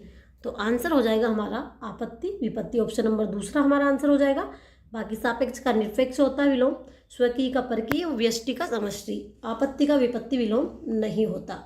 ये समानार्थी शब्द है। चलिए आगे बढ़ते हैं। अगला क्वेश्चन है, इनमें कौन सा विलोम शब्द युग्म सही नहीं है? जी हाँ, यहाँ पे आपको बताना है कि इनमें कौन सा विलोम शब्द युग्म सही नहीं है। आकर्षण, विकर्षण, अमल, विमल, ईमानदार, बेईमान, कृतज्ञ, कृतज्ञ। तो आंसर हो जाएगा हमारा अमल, विमल। ऑप्शन नंबर दूसरा हमारा आंसर हो जाएगा। अगला क्वेश्चन है, अगला और लास्ट क्वेश्चन है, कौन सा विलोम युग्म सही है? जी हाँ, आपसे यहाँ पर पूछा गया है कि कौन सा विलोम युग्म सही है। तो आपके सामने 4 ऑप्शन दिए गए, इनमें आपको विलोम शब्द दिए गए हैं। उनमें से आपको वहाँ ऑप्शन चुनना है जो सही है। स्मरण का विस्मरण, खंडन, मंडन, नत, विशिष्ट, शिष्ट, विशिष्ट। तो आंसर हो जाएगा हमारा खंडन, मंडन। ऑप्शन नंबर दूसरा हमारा आंसर हो जाएगा। अनुज का विलोम शब्द है। जी हाँ, यहाँ पे पूछा गया है कि अनुज का विलोम शब्द क्या है? मनुज, अग्रज, कनिष्ठ या वरिष्ठ। तो अनुज का विलोम शब्द होगा अग्रज। ऑप्शन नंबर दूसरा हमारा आंसर हो जाएगा, क्योंकि अनुज का मतलब होता है छोटा और अग्रज का मतलब होता है बड़ा। चलिए आगे बढ़ते हैं। इनमें से किस युग्म में परस्पर विलोम शब्द नहीं है? जी हाँ, यहाँ पे पूछा गया है कि इनमें से कौन सा वहाँ युग्म है जिसमें परस्पर विलोम शब्द नहीं है। तो चलिए देखते हैं। नाश, विनाश, खंडन, मंडन, सम, विषम, संयोग, वियोग। तो वहाँ ऑप्शन हो जाएगा हमारा नाश, विनाश। नाश, विनाश आपस में विलोम शब्द नहीं है। चलिए आगे बढ़ते हैं। अगला क्वेश्चन है, इनमें से किस युग्म में परस्पर विलोम शब्द नहीं है? जी हाँ, यहाँ पे पूछा गया है कि वहाँ कौन सा युग्म है जिसमें परस्पर विलोम शब्द नहीं है। उचित, अनुचित, कुख्यात, विख्यात, शुद्ध, विशुद्ध या आगत, विगत। तो आंसर हो जाएगा हमारा ऑप्शन नंबर तीसरा। शुद्ध विशुद्ध आपस में क्या नहीं है, विलोम शब्द नहीं है। बाकी उचित का अनुचित हो जाएगा, कुख्यात का विख्यात हो जाएगा और आगत का विगत विलोम हो जाएगा। चलिए आगे बढ़ते हैं। अगला क्वेश्चन है, कौन सा शब्द केस का पर्यायवाची नहीं है? जी यहाँ पे पूछा गया है कि वहाँ कौन सा शब्द है जो केस का पर्यायवाची नहीं है। तो चलिए देखते हैं। कुंतल, कच, सिरोरू या सरोरू, तो वहाँ शब्द हो जाएगा हमारा सरोरू। सरोरू केस का पर्यायवाची नहीं है। बाकी कुंतल, कच, सिरोरू ये सभी केस के पर्यायवाची शब्द है और सरोरू हो जाएगा हमारा तरु का पर्यायवाची शब्द। चलिए आगे बढ़ते हैं। अगला क्वेश्चन है, इनमें से कौन सा शब्द धनुष का पर्यायवाची नहीं है? जी हाँ, यहाँ पे पूछा गया है कि इनमें से कौन सा शब्द है जो धनुष का पर्यायवाची नहीं है। विसिक, कोदंड, चाप या सरासन, तो वहाँ शब्द हो जाएगा हमारा विसिक, क्योंकि विसिक काय का पर्यायवाची है, विसिक बाण का पर्यायवाची होगा। बाकी कोदंड, चाप, सरासन ये सभी धनुष के पर्यायवाची शब्द है। चलिए आगे बढ़ते हैं। अगला क्वेश्चन है, किस विकल्प के सभी शब्द परस्पर पर्यायवाची नहीं है? जी हाँ, यहाँ पे पूछा गया है कि वहाँ कौन सा विकल्प है जिसके सभी शब्द आपस में पर्यायवाची नहीं है। तो चलिए देखते हैं। धनुष, कोदंड, विसिक, पर्वत, शैल, अद्री, पत्थर, पाषाण, अस्म, खग, विहग या नवचर, तो वहाँ विकल्प हो जाएगा हमारा धनुष, कोदंड, विसिक। ये तीनों आपस में पर्यायवाची शब्द नहीं है क्योंकि विसिक बाण का पर्यायवाची होगा। बाकी धनुष, कोदंड आपस में पर्यायवाची शब्द है। चलिए आगे बढ़ते हैं। अगला क्वेश्चन है, किस विकल्प के सभी शब्द परस्पर पर्यायवाची है? जी यहाँ पे पूछा गया है कि वहाँ कौन सा विकल्प है जिसके सभी शब्द आपस में पर्यायवाची है। तो चलिए देखते हैं। अग्नि, वाणी, अनिल, पाषाण, अस्म, उत्पल, व्योम, नभ, अंबर, पयोधर, उरोज, सरोज, तो वहाँ विकल्प हो जाएगा हमारा व्योम, नभ, अंबर। ये सभी आकाश के पर्यायवाची शब्द है। बाकी तीनों ऑप्शन में सभी शब्द आपस में पर्यायवाची नहीं है। चलिए आगे बढ़ते हैं। अगला क्वेश्चन है, किस विकल्प के सभी शब्द परस्पर पर्यायवाची नहीं है? जी हाँ, यहाँ पे भी पूछा गया है कि वहाँ कौन सा विकल्प है जिसमें सभी शब्द आपस में पर्यायवाची नहीं है। तो चलिए देखते हैं। गलत, असुचि, लुप्त, व्याल, उरग, पन्नग, रजनी, यामिनी, निशी, रश्मि, अंशु, मयूख, तो वहाँ विकल्प हो जाएगा हमारा ऑप्शन नंबर पहला।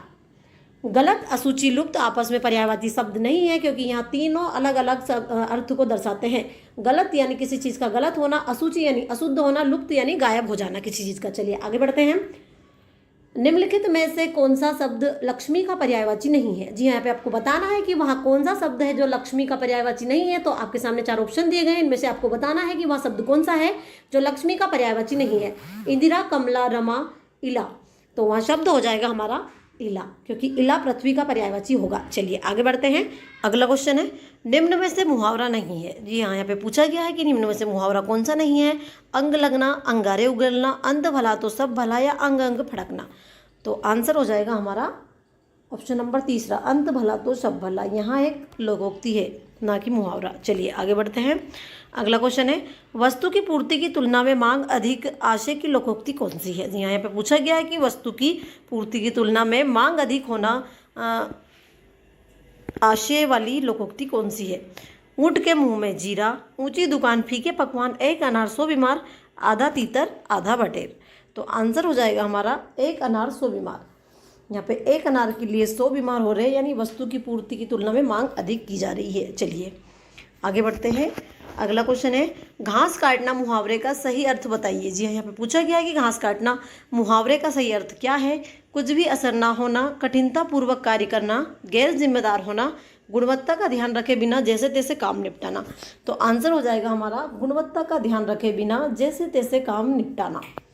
घास काटने का अर्थ होगा, घास काटने मुहावरे का अर्थ क्या हो जाएगा? गुणवत्ता का ध्यान रखे बिना जैसे तैसे काम निपटाना। ऑप्शन नंबर चौथा हमारा आंसर हो जाएगा। चलिए आगे बढ़ते हैं। अगला क्वेश्चन है, किसी के सामने रिक्त स्थान मेरी आदत नहीं है, रिक्त स्थान के लिए उचित मुहावरा क्या है? जी हाँ, यहाँ पे आपके सामने 4 मुहावरे दिए गए हैं, आपको रिक्त स्थान के हिसाब से यहाँ पे चूज करना है। नाकू चने चबाना, अंगारों पर रखना, हाथ फैलाना, पत्थर की लकीर खींचना, तो किसी के सामने हाथ फैलाना यानी ऑप्शन नंबर तीसरा हमारा आंसर हो जाएगा। किसी के सामने हाथ फैलाना मेरी आदत नहीं है। रिक्त स्थान के लिए उचित मुहावरा हो जाएगा हमारा ऑप्शन नंबर तीसरा। चलिए आगे बढ़ते हैं। अगला क्वेश्चन है, सीधी उंगली से घी नहीं निकलता, लोकोक्ति का भावार्थ है। जी यहाँ पे पूछा गया है कि सीधी उंगली से घी नहीं निकलता, लोकोक्ति का भावार्थ क्या है? उंगली टेढ़ी करके घी निकालना चाहिए, कभी उंगली से घी नहीं निकालना चाहिए, बहुत सीधा होने से काम नहीं चलता, घी हमेशा चम्मच से निकालना चाहिए। तो सीधी उंगली से घी नहीं निकलता, लोकोक्ति का अर्थ हो जाएगा हमारा बहुत सीधा होने से काम नहीं चलता। ऑप्शन नंबर तीसरा हमारा आंसर हो जाएगा। चलिए आगे बढ़ते हैं। अगला क्वेश्चन है, इनमें से किस लोकोक्ति का भावार्थ सुसंगत नहीं है? जी हाँ, यहाँ आपके सामने 4 लोकोक्ति दी गई है। इनमें से आपको बताना है कि वह कौन सी लोकोक्ति है जिसका भावार्थ सुसंगत नहीं है। मन चंगा तो कठौती में गंगा, यानी यदि मन शुद्ध है तो घर में ही तीर्थुटन का फल मिल सकता है। आ बैल मुझे मार, यानी जानबूझकर विपत्ति में पड़ना। काला अक्षर भैंस बराबर, यानी बिल्कुल अनपढ़ होना। आंख के अंधे नाम नयनसुख, यानी दृष्टिबाधित को अपना नाम सोच विचार कर ही रखना चाहिए। तो आंसर हो जाएगा हमारा ऑप्शन नंबर चौथा, क्योंकि आंख के अंधे नाम नयन सुख का अर्थ होता है गुण के विपरीत नाम का होना। तो आंसर क्या हो जाएगा हमारा? ऑप्शन नंबर चौथा हमारा आंसर हो जाएगा। अगला क्वेश्चन है, इनमें सरल वाक्य कौन सा है? जी हाँ, आपको बताना है इनमें सरल वाक्य कौन सा है। उसने राम और श्याम को जाते हुए देखा, मोहन आया और खाना खाकर सो गया। जब गर्मी पड़ती है तब फसल पकती है, जब वहाँ जाएगा तब सोहन आएगा। तो सरल वाक्य हो जाएगा हमारा, उसने राम और श्याम को जाते हुए देखा। ऑप्शन नंबर पहला हमारा आंसर हो जाएगा। चलिए आगे बढ़ते हैं। अगला क्वेश्चन है, इनमें से संयुक्त वाक्य कौन सा है? जी हाँ, आपको बताना है इनमें से संयुक्त वाक्य कौन सा है। राम और श्याम मिलकर पढ़ते हैं, इस बार अच्छी बरसात हुई है, मैं आगे बढ़ गया और वहाँ पीछे रह गया। कर्मचारियों का आंदोलन 3 दिन से चल रहा है। तो आंसर हो जाएगा हमारा, मैं आगे बढ़ गया और वहाँ पीछे रह गया। यहाँ हमारा संयुक्त वाक्य होगा। चलिए आगे बढ़ते हैं। अगला क्वेश्चन है, इनमें से मिश्र वाक्य कौन सा है? जी हाँ, यहाँ पे आपको बताना है कि इसमें से मिश्र वाक्य कौन सा है। उसने 4 दिन से खाना नहीं खाया, मैं जानता हूँ कि वहाँ घर चला गया है। 2 लड़के सामने वाले कमरे में व्याकरण की पुस्तक पढ़ रहे हैं। 4 कमरों के इस मकान में वहाँ अकेला रहता है। तो आंसर हो जाएगा हमारा, मैं जानता हूँ कि वहाँ घर चला गया। यहाँ मिश्र वाक्य हो जाएगा हमारा। ऑप्शन नंबर दूसरा हमारा आंसर होगा। चलिए आगे बढ़ते हैं। अगला क्वेश्चन है, इनमें आज्ञार्थक वाक्य कौन सा है? जी हाँ, यहाँ पे आपको बताना है कि इनमें आज्ञार्थक वाक्य कौन सा है। भारत एक महान देश है, वह अपना काम पूरा नहीं कर पाया, उसने सबको आमंत्रित किया होगा, आपको यहाँ कार्य तुरंत कर लेना चाहिए। तो आंसर हो जाएगा हमारा, आपको यहाँ कार्य तुरंत कर लेना चाहिए। यहाँ हमारा आज्ञार्थक वाक्य होगा। चलिए आगे बढ़ते हैं। अगला क्वेश्चन है, हिंदी वर्णमाला का 11वां व्यंजन कौन सा है? जी हाँ, यहाँ पे आपको बताना है कि हिंदी वर्णमाला का 11वां व्यंजन कौन सा है। ढा, ठा, टा या फा। तो आंसर हो जाएगा हमारा टा।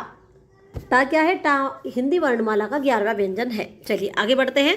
अगला क्वेश्चन है, इनमें नासिक की व्यंजन कौन सा है? जी हाँ, यहाँ पे आपको बताना है कि इनमें से नासिक की व्यंजन कौन सा है जो नाक से मतलब बोला जाता है। माँ, पा, या ई। तो आंसर हो जाएगा हमारा माँ। ऑप्शन नंबर पहला हमारा आंसर हो जाएगा। माँ नासिक की व्यंजन के अंतर्गत आता है। चलिए आगे बढ़ते हैं। अगला क्वेश्चन है, इनमें से कौन सा स्वर दीर्घ है? जी हाँ, यहाँ पे आपको बताना है कि इनमें से कौन सा स्वर है जो दीर्घ है। छोटी ई, छोटा ऊ, ऋषि या बड़ा।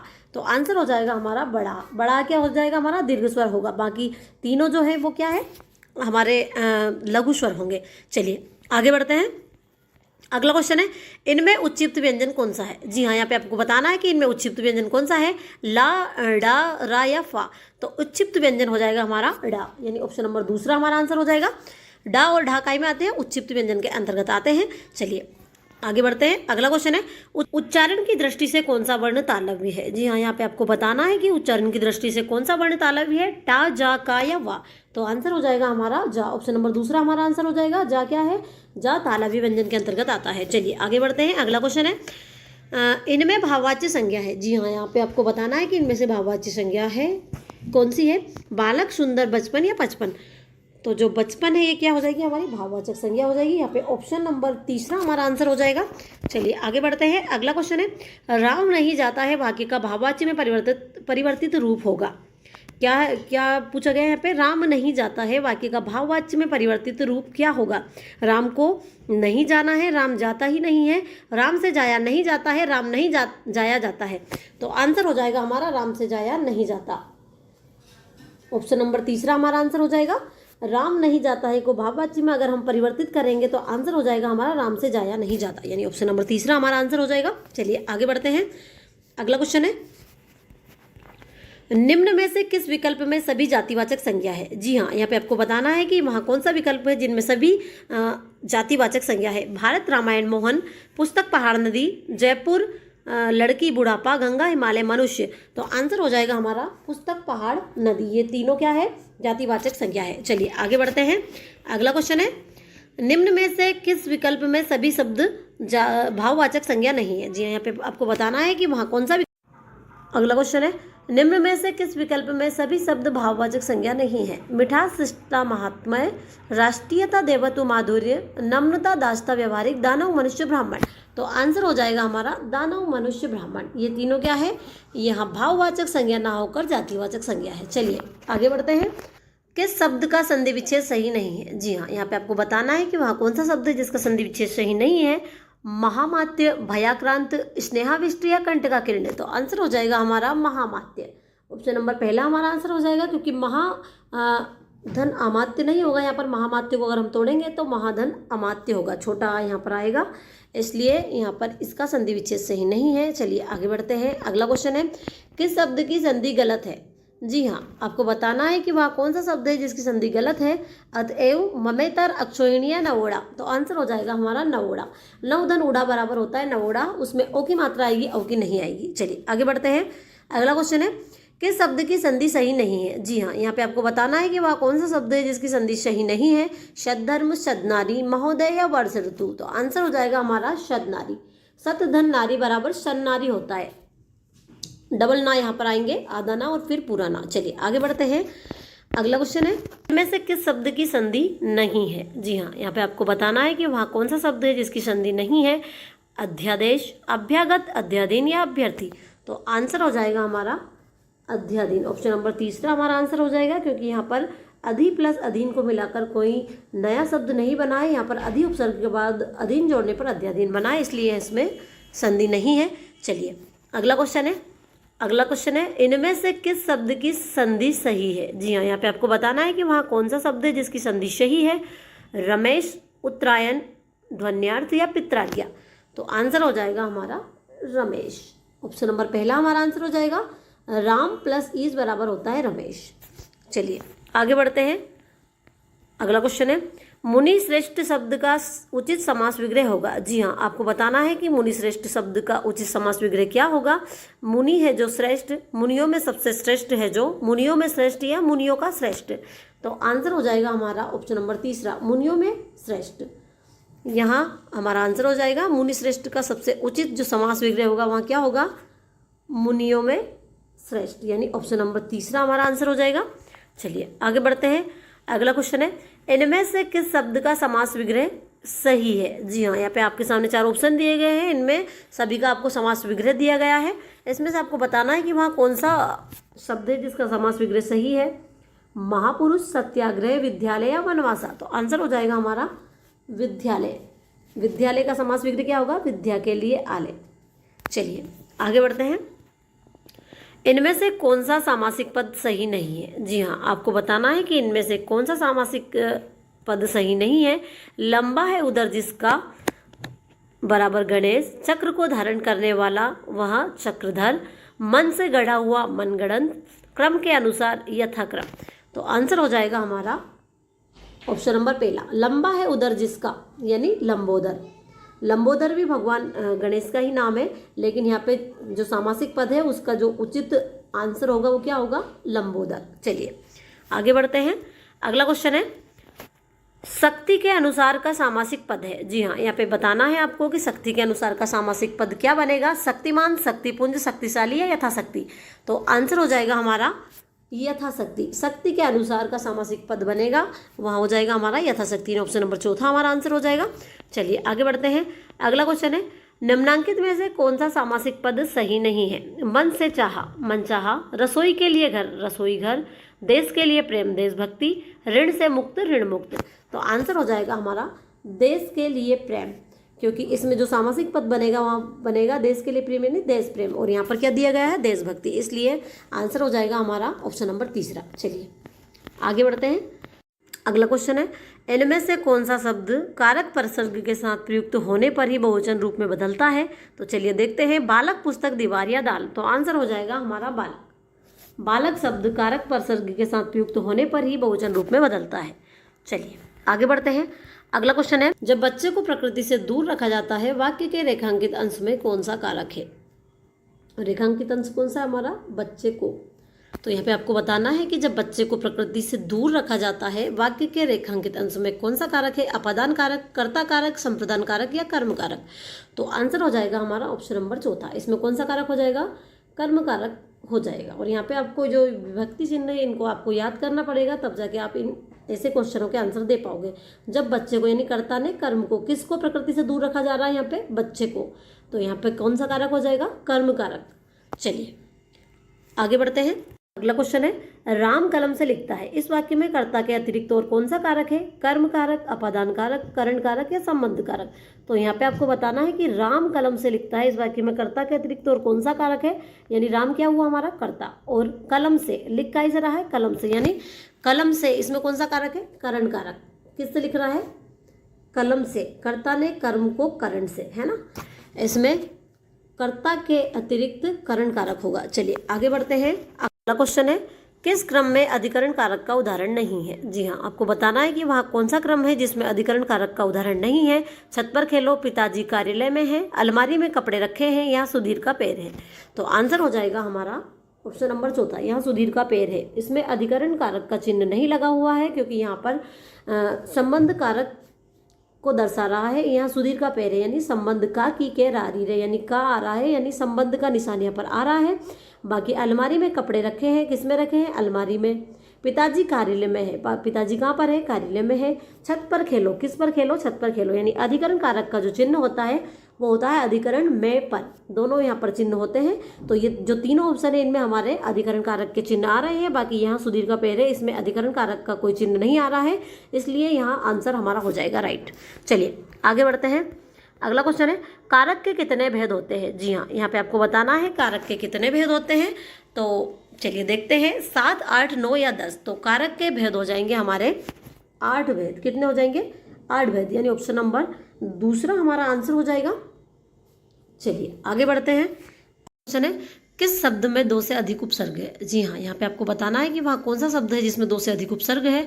अव्यवस्था, निर्नुशासिकता, अपादान या निसंकोच। तो आंसर हो जाएगा हमारा अव्यवस्था। ऑप्शन नंबर पहला यहाँ पर आंसर हो जाएगा, क्योंकि अव्यवस्था में 2 से अधिक उपसर्ग है। कौन कौन से, अ, वी और औ, ये तीनों उपसर्ग इसमें है, इसलिए राइट आंसर हो जाएगा हमारा अव्यवस्था। चलिए अगला क्वेश्चन है, इनमें से किस शब्द में उपसर्ग नहीं है। जी हाँ, यहाँ पे आपको बताना है कि वह कौन सा शब्द है जिसमें उपसर्ग नहीं है। विवाद, विमल, विभा या विश्व। तो आंसर हो जाएगा हमारा विश्व। ऑप्शन नंबर चौथा हमारा आंसर हो जाएगा, क्योंकि विश्व क्या है, एक स्वतंत्र शब्द है। चलिए आगे बढ़ते हैं। अगला क्वेश्चन है, अनुशासन शब्द में कौन सा उपसर्ग है। जी हाँ, यहाँ पे आपको बताना है कि अनुशासन शब्द में कौन सा उपसर्ग है। सरल सा आंसर है इसका, अनु, अन, अनुस या अनस। तो आंसर हो जाएगा हमारा ऑप्शन नंबर पहला, अनु। अनुशासन में कौन सा उपसर्ग है, अनु उपसर्ग है। चलिए आगे बढ़ते हैं। अगला क्वेश्चन है, इनमें से किस शब्द में उपसर्ग और प्रत्यय दोनों प्रयुक्त हुए हैं। जी हाँ, यहाँ पे आपको बताना है कि इनमें से कौन सा वहाँ शब्द है जिसमें उपसर्ग और प्रत्यय दोनों का प्रयोग हुआ है। आध्यात्मिक, लुभावना या बुढ़ापा, लुटेरा। तो आंसर हो जाएगा हमारा आध्यात्मिक, क्योंकि आध्यात्मिक में क्या, अधि उपसर्ग है और एक क्या है, प्रत्यय लगा हुआ है। तो इस शब्द में उपसर्ग और प्रत्यय दोनों का प्रयोग हुआ है, इसलिए राइट आंसर हो जाएगा हमारा आध्यात्मिक। चलिए आगे बढ़ते हैं। अगला क्वेश्चन है, निम्नांकित शब्दों में से अति उपसर्ग से निर्मित शब्द नहीं है। जी हाँ, यहाँ पे आपको बताना है कि वहाँ कौन सा शब्द है जो अति उपसर्ग से निर्मित नहीं है। अतिव, अतीन्द्रिय, अत्युक्ति या अतिथि। तो आंसर हो जाएगा हमारा अतिथि। ऑप्शन नंबर चौथा हमारा आंसर हो जाएगा, क्योंकि अतिथि क्या है, एक स्वतंत्र शब्द है। बाकी अतिव, अतीन्द्रिय, अत्युक्ति, इनमें सभी में अति उपसर्ग लगा हुआ है। चलिए आगे बढ़ते हैं। अगला क्वेश्चन है, प्रत्ययों के प्रयोग से रिक्त स्थान की पूर्ति के लिए उचित विकल्प छांटिए। नए प्रत्ययों का निर्माण होता है। प्रत्ययों के प्रयोग से क्या होता है, नए प्रत्ययों का निर्माण होता है। शब्दों के अर्थ में परिवर्तन नहीं होते हैं, अर्थ को नया रूप मिलता है। नए शब्दों का निर्माण होता है। तो आंसर हो जाएगा हमारा ऑप्शन नंबर चौथा, प्रत्ययों के प्रयोग से नए शब्दों का निर्माण होता है। चलिए आगे बढ़ते हैं। लास्ट प्रश्न है, निम्नांकित में से तद्धित प्रत्यय वाला शब्द कौन सा है। जी हाँ, यहाँ पे आपको बताना है कि वहाँ कौन सा शब्द है जो तद्धित प्रत्यय वाला है। तो चलिए देखते हैं, बुराई, सिलाई, लड़ाई या कटाई। तो आंसर हो जाएगा हमारा बुराई। ऑप्शन नंबर पहला यहाँ पर आंसर हो जाएगा, क्योंकि तद्धित प्रत्यय वे प्रत्यय होते हैं जो संज्ञा, सर्वनाम या विशेषण के अंत में जुड़कर नए शब्द का निर्माण करते हैं। तो बुराई में क्या, बुरा क्या है, मूल शब्द है, और आई इसमें प्रत्यय लगा हुआ है, इसलिए बुराई तद्धित प्रत्यय वाला शब्द होगा। तो इनमें से किस शब्द में आ प्रत्यय का प्रयोग नहीं हुआ है। जी हाँ, आपसे पूछा गया है कि इनमें से वहाँ कौन सा शब्द है जिसमें आ प्रत्यय का प्रयोग नहीं हुआ है। सर्प, गायक, राघव या कटाई। तो आंसर हो जाएगा हमारा कटाई। कटाई में कौन सा प्रत्यय लगा हुआ है, कटाई में प्रत्यय हो जाएगा हमारा आई, कटाई में कौन सा प्रत्यय होगा, आई। बाकी सर्प क्या है, एक मूल शब्द है, और गायक में अग प्रत्यय होगा और राघव में आ प्रत्यय होगा। चलिए आगे बढ़ते हैं। अगला क्वेश्चन है, भुलावा शब्द में कौन सा प्रत्यय है। जी हाँ, यहाँ पे आपको बताना है कि भुलावा शब्द में कौन सा प्रत्यय है, वा, लावा, कोई नहीं या आवा। तो भुलावा शब्द में प्रत्यय हो जाएगा हमारा आवा। ऑप्शन नंबर चौथा हमारा आंसर हो जाएगा, क्योंकि यहाँ पर भूला क्या है, एक मूल शब्द है और आवा इसमें प्रत्यय लगा हुआ है। चलिए आगे बढ़ते हैं। अगला क्वेश्चन है, निम्नलिखित में से किस शब्द में ईय प्रत्यय है। जी हाँ, यहाँ पे आपको बताना है कि वहाँ कौन सा शब्द है जिसमें ईय प्रत्यय का प्रयोग हुआ है। तो चलिए देखते हैं। शौर्य, मानवीय, लावण्य, उत्तरदायी। तो आंसर हो जाएगा हमारा मानवीय। ऑप्शन नंबर दूसरा हमारा आंसर हो जाएगा, क्योंकि मानवीय में मानव क्या हो जाएगा, हमारा मूल शब्द हो जाएगा और ईय प्रत्यय हो जाएगा। तो मानवीय में ईय प्रत्यय का प्रयोग किया गया है, यानी आंसर हमारा ऑप्शन नंबर दूसरा हो जाएगा। चलिए आगे बढ़ते हैं। अगला क्वेश्चन है, निम्न में से तद्भव शब्द है। जी हाँ, यहाँ पे आपको बताना है कि निम्न में से कौन सा शब्द है जो तद्भव है, धुएं, वृद्धि, वायु या प्रदूषण। तो आंसर हो जाएगा हमारा धुएं। ऑप्शन नंबर पहला हमारा आंसर हो जाएगा। और अब तद्भव शब्द के बारे में हम थोड़ा जानते हैं कि तद्भव शब्द होते क्या है। तो तद्भव शब्द वह शब्द होते हैं जो संस्कृत से हिंदी में आते हैं। चलिए आगे बढ़ते हैं। अगला क्वेश्चन है, इनमें से कौन सा शब्द तत्सम है। जी हाँ, आपको बताना है कि इनमें से वहाँ कौन सा शब्द है जो तत्सम है। तो चलिए देखते हैं। पहले हम तत्सम शब्द के बारे में थोड़ा जानेंगे। तत्सम शब्द क्या होते हैं। तो तत्सम शब्द वहाँ शब्द होते हैं जो संस्कृत से हिंदी में जो के त्यों प्रयोग में किए जाते हैं। तो इनमें से हमें बताना है कि तत्सम शब्द कौन सा है। तो चलिए देखते हैं। स्वतंत्रता, श्रद्धा, झोपड़ियों या आज़ादी। तो तत्सम शब्द हो जाएगा हमारा श्रद्धा। ऑप्शन नंबर दूसरा हमारा आंसर हो जाएगा, क्योंकि श्रद्धा वह शब्द है जो संस्कृत से हिंदी में ज्यों का त्यों प्रयोग किया जाता है। चलिए आगे बढ़ते हैं। अगला क्वेश्चन है, निम्नलिखित में तत्सम शब्द है। जी हाँ, आपको बताना है कि निम्नलिखित में से तत्सम शब्द कौन सा है। संकेत, चपेट, आग या झाड़। तो आंसर हो जाएगा हमारा संकेत। ऑप्शन नंबर पहला हमारा आंसर हो जाएगा।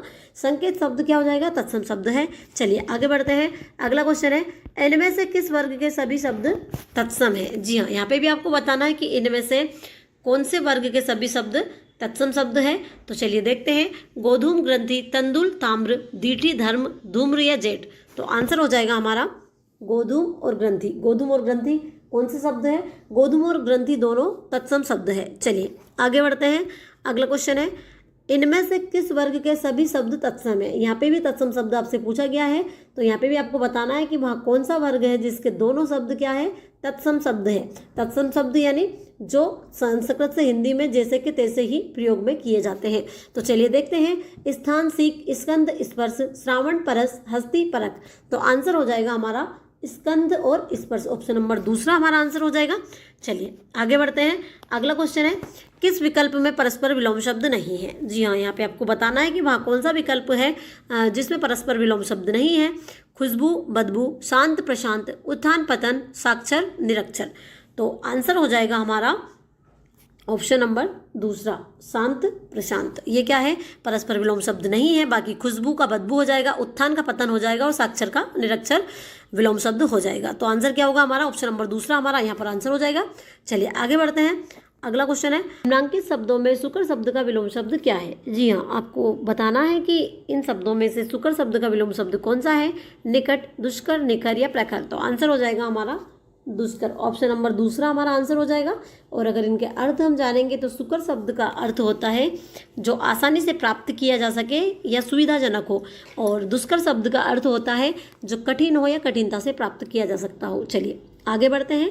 अगला क्वेश्चन है, इनमें से किस विकल्प में विलोम शब्द नहीं है। जी हाँ, आपके सामने 4 विकल्प दिए गए हैं। इनमें से आपको बताना है कि इनमें से वहाँ कौन सा विकल्प है जिसमें परस्पर विलोम शब्द नहीं है। उचित, अनुचित, अपकार, उपकार, आरोह, अवरोह या विज्ञ, अभिज्ञ।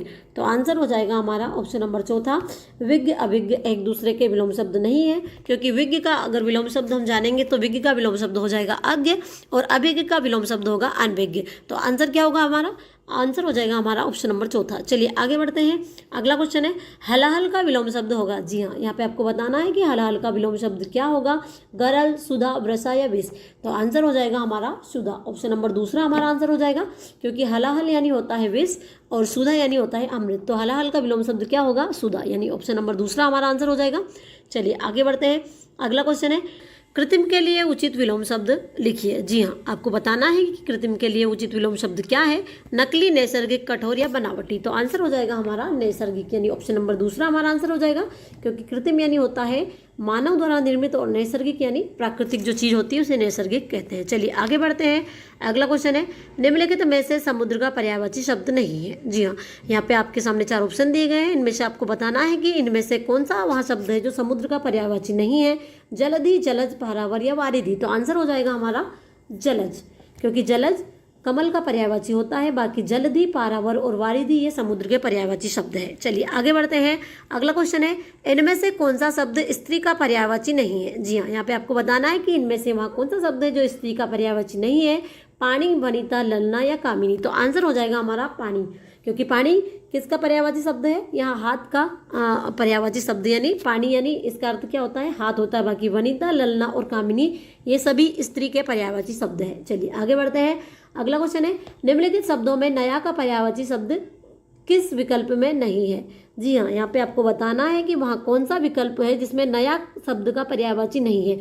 नवीन, नवल, नूतन या नित्य। तो आंसर हो जाएगा हमारा नित्य, क्योंकि नवीन, नवल और नूतन ये सभी क्या है, नया शब्द का पर्यायवाची शब्द होते हैं। बाकी नित्य यानी हमेशा या लगातार होता है, तो नित्य शब्द नया शब्द का पर्यायवाची शब्द नहीं होगा। चलिए आगे बढ़ते हैं। अगला क्वेश्चन है, शाखामृग किस शब्द का पर्यायवाची है। जी हाँ, यहाँ पे आपको बताना है कि शाखामृग किस शब्द का पर्यायवाची शब्द है। वानर, हिरण, मोर या नीलगाय। तो आंसर हो जाएगा हमारा वानर, ऑप्शन नंबर पहला हमारा आंसर हो जाएगा। शाखामृग शब्द है जो वानर का पर्यायवाची होता है। चलिए आगे बढ़ते हैं। अगला क्वेश्चन है, निम्नलिखित में से किस विकल्प में सभी शब्द पर्यायवाची है। हाथ, पानी, करी, कान, कर्ण, रदन, मेढक, दादुर, मंडूक, दूध, पेय, रसना। तो आंसर हो जाएगा हमारा ऑप्शन नंबर तीसरा। मेंढक, दादुर और मंडूक ये क्या है, ये सभी शब्द आपस में पर्यायवाची शब्द है। चलिए आगे बढ़ते हैं। अगला क्वेश्चन है, कलई खुलना मुहावरे का भावार्थ है। जी हाँ, आपको बताना है कि कलई खुलना मुहावरे का भावार्थ क्या है। कपड़े की सिलाई खुल जाना, बर्तन की कलई उतर जाना, रहस्य प्रकट हो जाना या कली को खिलकर फूल बन जाना। तो राइट आंसर क्या हो जाएगा हमारा, रहस्य प्रकट हो जाना। ऑप्शन नंबर तीसरा हमारा आंसर हो जाएगा। कलई खुलना यानी रहस्य का प्रकट हो जाना, यानी ऑप्शन नंबर तीसरा यहाँ पर आंसर हो जाएगा। चलिए आगे बढ़ते हैं। अगला क्वेश्चन है, किस विकल्प में मुहावरे का भावार्थ सही है। पेट पर लात मारना, बुरी तरह पीटना, पहाड़ टूटना, अतिवृष्टि होना, बगले झांकना, इधर उधर देखकर चलना, नाक का बाल होना, अत्यधिक घनिष्ठ या प्रिय होना। तो यहाँ पे क्या पूछा गया है कि किस विकल्प में मुहावरे का जो भावार्थ है वो सही दिया गया है। तो आंसर हो जाएगा हमारा नाक का बाल होना, यानी ऑप्शन नंबर चौथा हमारा आंसर हो जाएगा। नाक का बाल होने का अर्थ क्या होता है, अत्यधिक घनिष्ठ या प्रिय व्यक्ति का होना। चलिए आगे बढ़ते हैं। किस विकल्प में मुहावरे का भावार्थ सही नहीं है। जी हाँ, यहाँ पे आपसे पूछा गया है कि वहाँ कौन सा विकल्प है जिसमें मुहावरे का जो भावार्थ दिया गया है वह सही नहीं है। अंगारे उगलना यानी बहुत कठोर बातें कहना, अल्लाह को प्यारा होना यानी ईश्वर का प्रिय भक्त होना, भंडा फूटना यानी रहस्य प्रकट हो जाना, आंखें तैरना यानी क्रोध से देखना। तो यहाँ पे क्या पूछा गया है कि वहाँ कौन सा विकल्प है जिसमें मुहावरे का जो भावार्थ है वो सही नहीं दिया गया है। तो आंसर हो जाएगा हमारा ऑप्शन नंबर दूसरा, अल्लाह को प्यारा होना। अल्लाह को प्यारा होने का अर्थ होता है मर जाना, ना कि ईश्वर का प्रिय भक्त होना। चलिए आगे बढ़ते हैं। अगला क्वेश्चन है, मुहावरे के भावार्थ की दृष्टि से कौन सा विकल्प सही नहीं है। जी हाँ, यहाँ पे आपसे पूछा गया है कि मुहावरे का जो भावार्थ है उसकी दृष्टि से कौन सा विकल्प सही नहीं है। बाल की खाल निकालना यानी बहुत परिश्रम करना, कलेजा ठंडा होना यानी शांति या संतोष प्राप्त होना, कमर कसना यानी अच्छी तरह तैयार होना, फटे हाल होना यानी बहुत गरीब होना। तो यहाँ पे क्या पूछा गया है कि मुहावरे के भावार्थ की दृष्टि से कौन सा विकल्प सही नहीं है। तो आंसर हो जाएगा हमारा ऑप्शन नंबर पहला, बाल की खाल निकालना। बाल की खाल निकालने का मतलब बहुत परिश्रम करना नहीं होता, इसमें इसका जो अर्थ होता है वहाँ होता है अनावश्यक बातों की बारीकी में जाना। बाल की खाल निकालने का मतलब क्या होता है, अनावश्यक जो बातें होती है उसकी बारीकी में जाना, इसलिए आंसर हो जाएगा हमारा ऑप्शन नंबर पहला। चलिए आगे बढ़ते हैं। अगला क्वेश्चन है, दाल में कुछ काला होना मुहावरे का भावार्थ है। जी हाँ, यहाँ पे पूछा गया है कि दाल में कुछ काला होना मुहावरे का भावार्थ क्या है। दाल जल जाना, दाल में कुछ गिर जाना, दाल का छोंक जल जाना, आशंका है या संदेह होना। तो दाल में कुछ काला होने का अर्थ हो जाएगा हमारा आशंका या संदेह का होना, यानी ऑप्शन नंबर चौथा हमारा आंसर हो जाएगा। चलिए आगे बढ़ते हैं। अगला क्वेश्चन है, किस वाक्य में उपयुक्त सूचक चिन्ह का प्रयोग नहीं होता। जी हाँ, यहाँ पे पूछा गया है कि वहाँ कौन सा वाक्य है जिसमें उपयुक्त सूचक चिन्ह का प्रयोग नहीं होता। हर्ष सूचक वाक्य में, शोक सूचक वाक्य में, घृणा सूचक वाक्य में, प्रश्नवाचक वाक्य में। तो आंसर हो जाएगा हमारा प्रश्नवाचक वाक्य में। ऑप्शन नंबर चौथा हमारा आंसर हो जाएगा। चलिए आगे बढ़ते हैं। अगला क्वेश्चन है, ईश्वर तुम्हें सफलता प्रदान करे, यहाँ वाक्य है। जी हाँ, यहाँ पे पूछा गया है कि ईश्वर तुम्हें सफलता प्रदान करे, यहाँ कौन सा वाक्य है? संकेतवाचक वाक्य, विधानवाचक वाक्य, इच्छावाचक वाक्य या विस्मयवाचक वाक्य। तो आंसर हो जाएगा हमारा इच्छावाचक वाक्य, क्योंकि यहाँ पर इच्छा को प्रकट किया गया है। क्या कहा गया है? ईश्वर तुम्हें सफलता प्रदान करे। तो यहाँ वाक्य कौन सा होगा? यहाँ वाक्य हो जाएगा हमारा इच्छावाचक वाक्य, यानी ऑप्शन नंबर तीसरा हमारा आंसर हो जाएगा। चलिए आगे बढ़ते हैं। अगला क्वेश्चन है, मेरा छोटा भाई प्रशांत धार्मिक पुस्तकें अधिक पढ़ता है। इस वाक्य में विधेय का विस्तार है। जी हाँ, यहाँ पे विधेय का विस्तार आपको बताना है। तो यहाँ पे ऑप्शन में दिया गया है छोटा भाई धार्मिक पुस्तकें अधिक, मेरा भाई प्रशांत पढ़ता है। तो यहाँ पे पूछा गया है मेरा छोटा भाई प्रशांत धार्मिक पुस्तकें अधिक पढ़ता है। इस वाक्य में विधेय का विस्तार क्या है? तो आंसर हो जाएगा हमारा धार्मिक पुस्तकें अधिक, यानी ऑप्शन नंबर दूसरा हमारा आंसर हो जाएगा। ये क्या है? विधेय का विस्तार है। चलिए आगे बढ़ते हैं। अगला क्वेश्चन है, संरचना के आधार पर किए गए वाक्य के वर्गीकरण में इनमें से कौन सा प्रकार नहीं है? जी हाँ, यहाँ पे आपसे पूछा गया है कि वहाँ कौन सा वाक्य है जो संरचना के आधार पर किए गए वाक्य के वर्गीकरण में इनमें से नहीं है। सरल वाक्य, मिश्र वाक्य, आज्ञार्थक वाक्य या संयुक्त वाक्य। तो राइट आंसर हो जाएगा हमारा आज्ञार्थक वाक्य। ऑप्शन नंबर तीसरा हमारा आंसर हो जाएगा, क्योंकि संरचना के आधार पर वाक्य के 3 प्रकार होते हैं, सरल वाक्य, मिश्र वाक्य और संयुक्त वाक्य। चलिए आगे बढ़ते हैं। अगला क्वेश्चन है, यहाँ वही लड़का है जिसने कल चोरी की थी, उपयुक्त वाक्य में रेखांकित वाक्य है। जी हाँ, यहाँ पे आपसे पूछा गया है कि यहाँ वही लड़का है जिसने कल चोरी की थी। रेखांकित पद हमारा ये है। उपयुक्त वाक्य में रेखांकित वाक्य है। संज्ञा उपवाक्य है, विशेषण उपवाक्य, क्रिया विशेषण उपवाक्य या क्रिया उपवाक्य। तो राइट आंसर हो जाएगा हमारा विशेषण उपवाक्य, यानी ऑप्शन नंबर दूसरा हमारा आंसर हो जाएगा। यहाँ वही लड़का है जिसने कल चोरी की थी, उपयुक्त वाक्य में रेखांकित वाक्य है, वहाँ क्या है? विशेषण उपवाक्य होगा। चलिए आगे बढ़ते हैं। अगला क्वेश्चन है, इनमें से कौन सा कथन गलत है? जी हाँ, आपसे पूछा गया कि इनमें से कौन सा वहाँ कथन है जो गलत है। ऋषि का उच्चारण स्थान मूर्धा है, या और वा को अर्धस्वर भी कहते हैं। स्वरों के उच्चारण में किसी अन्य वर्ण की सहायता नहीं ली जाती, और व्यंजन वर्णों के उच्चारण में स्वरों के उच्चारण से दुगना समय लगता है। तो आंसर हो जाएगा हमारा व्यंजन वर्णों के उच्चारण में स्वरों के उच्चारण से दुगना समय लगता है। यहाँ ऑप्शन हमारा गलत हो जाएगा। बाकी ऋषि का उच्चारण स्थान मूर्धा है, या और वा को अर्धस्वर भी कहते हैं। स्वरों के उच्चारण में किसी अन्य वर्ण की सहायता नहीं ली जाती। तो ये तीनों ऑप्शन हमारे राइट हो जाएंगे। चलिए आगे बढ़ते हैं। अगला क्वेश्चन है, इनमें से कौन सा कथन सही है? जी हाँ, आपको बताना है कि इनमें से कौन सा वह कथन है जो सही है। मात्राओं का स्वर से कोई संबंध नहीं है। उच्चारण की दृष्टि से छोटा ऊ बड़ा ऊ औष्ठ्य माने गए हैं। समस्त स्वर महाप्राण होते हैं। विसर्ग की गणना नासिक के वर्णों में की जाती है। तो राइट आंसर हो जाएगा हमारा उच्चारण की दृष्टि से ऊ और बड़ा ऊ औष्ठ्य माने गए हैं। बाकी तीनों ऑप्शन गलत है। चलिए आगे बढ़ते हैं। अगला क्वेश्चन है, भाषा की सबसे छोटी इकाई क्या है? जी हाँ, यहाँ पे आपसे पूछा गया है कि भाषा की सबसे छोटी इकाई क्या है? स्वर, व्यंजन, वर्ण या ध्वनि। तो भाषा की सबसे छोटी इकाई होगी हमारी वर्ण। ये आप सभी को पता ही होगा कि भाषा की सबसे छोटी इकाई क्या है? वर्ण। चलिए आगे बढ़ते हैं। अगला क्वेश्चन है, पद की परिभाषा क्या है? जी हाँ, आपको यहाँ बताना है कि पद की परिभाषा क्या है। पद शब्द के प्रारंभ में लगते हैं। वाक्य में प्रयुक्त शब्द पद कहलाते हैं। पद उपसर्ग होते हैं। विदेशी शब्द पद कहलाते हैं। तो आंसर हो जाएगा हमारा वाक्य में प्रयुक्त शब्द पद कहलाते हैं, यानी ऑप्शन नंबर दूसरा हमारा आंसर हो जाएगा। तो पद किसे कहते हैं? जो वाक्य हम बनाते हैं उसके अंतर्गत जो शब्द प्रयुक्त किए जाते हैं वहाँ ही पद कहलाते हैं। चलिए आगे बढ़ते हैं। अगला क्वेश्चन है, ऋषि अर में बदलता है। जी हाँ, आपको बताना है कि ऋषि अर में कब बदलता है। गुण संधि के अनुसार, यण संधि के अनुसार, वृद्धि संधि के अनुसार या आयाति संधि के अनुसार। तो जो ऋषि है वो अर में बदलता है हमारा गुण संधि के अनुसार। वो वहाँ कैसे बदलता है? जब छोटा बड़ा के बाद में ऋषि आता है तो दोनों को मिलकर क्या हो जाता है? अर हो जाता है। उदाहरण के लिए हम बना सकते हैं देवर्षि, देवधन ऋषि, है ना। चलिए आगे बढ़ते हैं।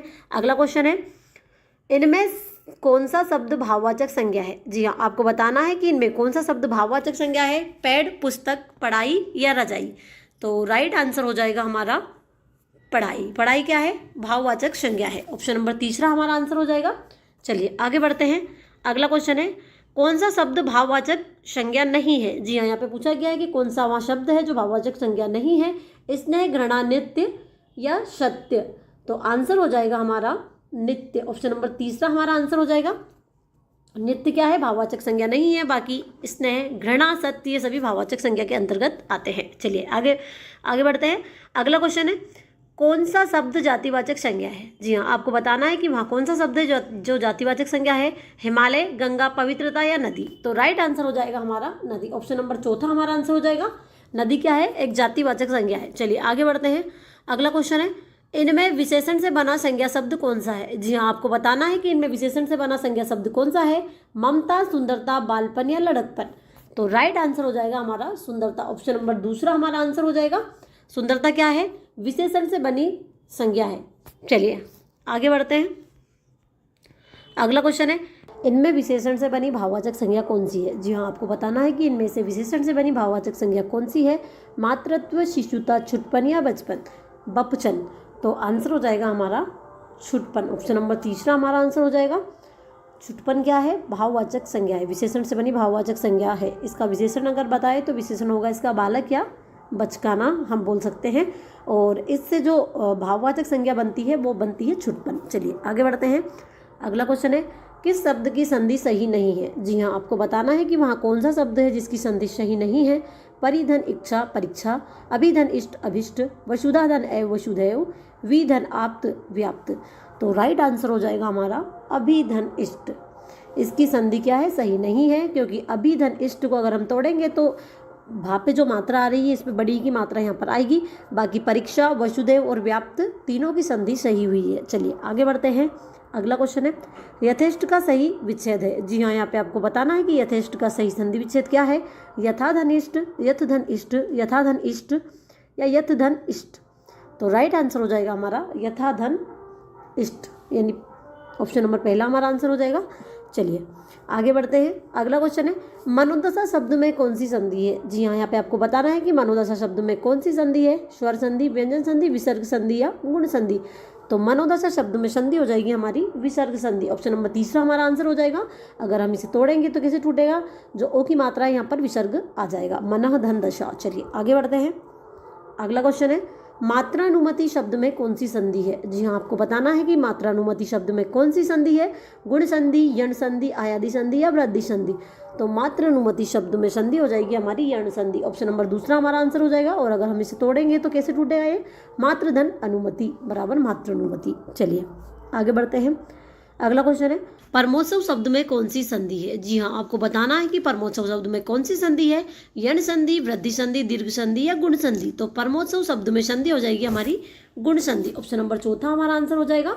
और अगर हम इसे तोड़ेंगे तो कैसे टूटेगा? परमधन उत्सव। चलिए आगे बढ़ते हैं।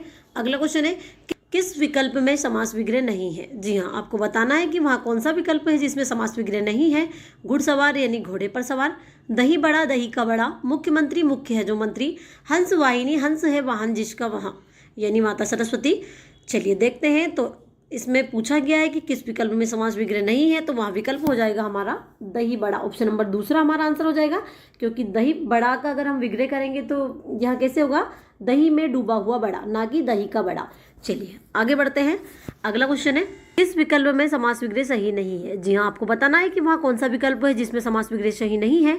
जलवायु बराबर जल और वायु, 10 नन 10 है जो आनंद, आजीवन जीवन पर्यंत, सुत पुत्र सुत का पुत्र? तो राइट आंसर हो जाएगा हमारा 10 नन। ऑप्शन नंबर दूसरा हमारा आंसर हो जाएगा 10 है जो आनंद। अगर इसका विग्रह हम करेंगे तो 10 है जो आनंद नहीं होगा, इसका विग्रह होगा 10 है आनंद जिसके, यानी रावण। चलिए आगे बढ़ते हैं।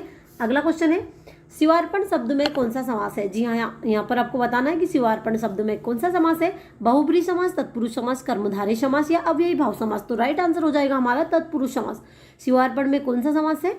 तत्पुरुष समास है। अगर हम इसका विग्रह करेंगे तो क्या होगा? शिव के लिए अर्पण, यानी तत्पुरुष समास के अंतर्गत आ रहा है, इसलिए इसमें तत्पुरुष समास होगा। चलिए आगे बढ़ते हैं। अगला क्वेश्चन है, इनमें से किस समास के पदों में विशेषण, विशेषी या उपमेय उपमान का संबंध होता है? जी हाँ, यहाँ पे आपको बताना है कि वहाँ कौन सा समास है जिसके पदों में विशेषण, विशेषी या उपमेय उपमान का संबंध होता है। तत्पुरुष समास में, कर्मधारय समास में, द्विगु समास में या द्वंद्व समास में? तो आंसर हो जाएगा हमारा कर्मधारय समास में। कर्मधारय समास में क्या होता है? इसमें विशेषण, विशेषी या उपमेय उपमान का संबंध होता है। चलिए आगे बढ़ते हैं। अगला क्वेश्चन है, इनमें से किस विकल्प के सभी शब्द अपादान तत्पुरुष समास के हैं? जी हाँ, यहाँ पे आपको बताना है कि वहाँ कौन सा विकल्प है जिसके सभी शब्द अपादान तत्पुरुष के हैं। पदच्युत, देश निकाला, पथभ्रष्ट, विद्यालय, विवाहेतर, राजमाता, वनवास या दयाद्र? तो राइट आंसर हो जाएगा हमारा पदच्युत और देश निकाला। इसमें अपादान तत्पुरुष होगा कैसे, पदच्युत यानी पद से च्युत, देश निकाला यानी देश से निकाला गया। तो यहाँ पे क्या हो रहा है, यहाँ पे अलग किया जा रहा है, इसलिए राइट आंसर हमारा हो जाएगा पहला ऑप्शन। चलिए आगे बढ़ते हैं। अगला क्वेश्चन है, जिसे देखता हूँ वही स्वार्थी निकलता है, कौन सा कारक है। जी हाँ, यहाँ पे आपको कारक बताना है। किसमें बताना है, जिसे देखता हूँ वही स्वार्थी निकलता है, इसमें कौन सा कारक है, कर्ता कारक, करण कारक, अपादान कारक या संबंध कारक। तो इसमें कारक हो जाएगा हमारा संबंध कारक। ऑप्शन नंबर चौथा हमारा आंसर हो जाएगा, क्योंकि जिसे और वही में यहाँ पर क्या बताया जा रहा है, संबंध बताया जा रहा है। चलिए आगे बढ़ते हैं। अगला क्वेश्चन है, अगला और लास्ट क्वेश्चन है, किस वाक्य में अपादान कारक है। जी हाँ, यहाँ पे आपको बताना है कि वहाँ कौन सा वाक्य है जिसमें अपादान कारक है। बच्चे बस से विद्यालय जाते हैं, 1 अप्रैल को परीक्षा होगी, गंगा हिमालय से निकलती है, राम ने 2 लाख रुपए से व्यापार शुरू किया। तो अपादान का जो विभक्ति चिन्ह है वो हमारा क्या होता है, से होता है। और से का मतलब अपादान से क्या होता है, किसी चीज़ का संज्ञा या सर्वनाम का किसी वस्तु से अलग होना। यानी यहाँ पे राइट आंसर क्या हो जाएगा हमारा, गंगा हिमालय से निकलती। गंगा कहाँ से निकलती है, हिमालय से निकलती है, यानी हिमालय से वहाँ अलग हो रही है, इसलिए इसमें अपादान कारक होगा। बाकी बच्चे बस से विद्यालय जाते हैं, तो इसमें अलग होने का भाव यहाँ पर प्रकट नहीं हो रहा है, इसलिए हमारा यहाँ आंसर नहीं होगा। राइट आंसर क्या हो जाएगा हमारा, गंगा हिमालय से निकलती है। गंगा हिमालय से निकलती क्यों आंसर होगा हमारा, क्योंकि अपादान कारक में अलगाव का भाव जहाँ दिखे वहाँ पर अपादान कारक होता है। तो ये थे हम। वीडियो अच्छी लगी हो तो वीडियो को लाइक, चैनल को सब्सक्राइब जरूर कीजिएगा, और कमेंट बॉक्स में हमें ये जरूर बताइएगा कि आज का जो वीडियो है वो आपको कैसा लगा और कितना हेल्पफुल आपके लिए रहा। मिलते हैं आपसे अगले वीडियो में, तब तक के लिए धन्यवाद।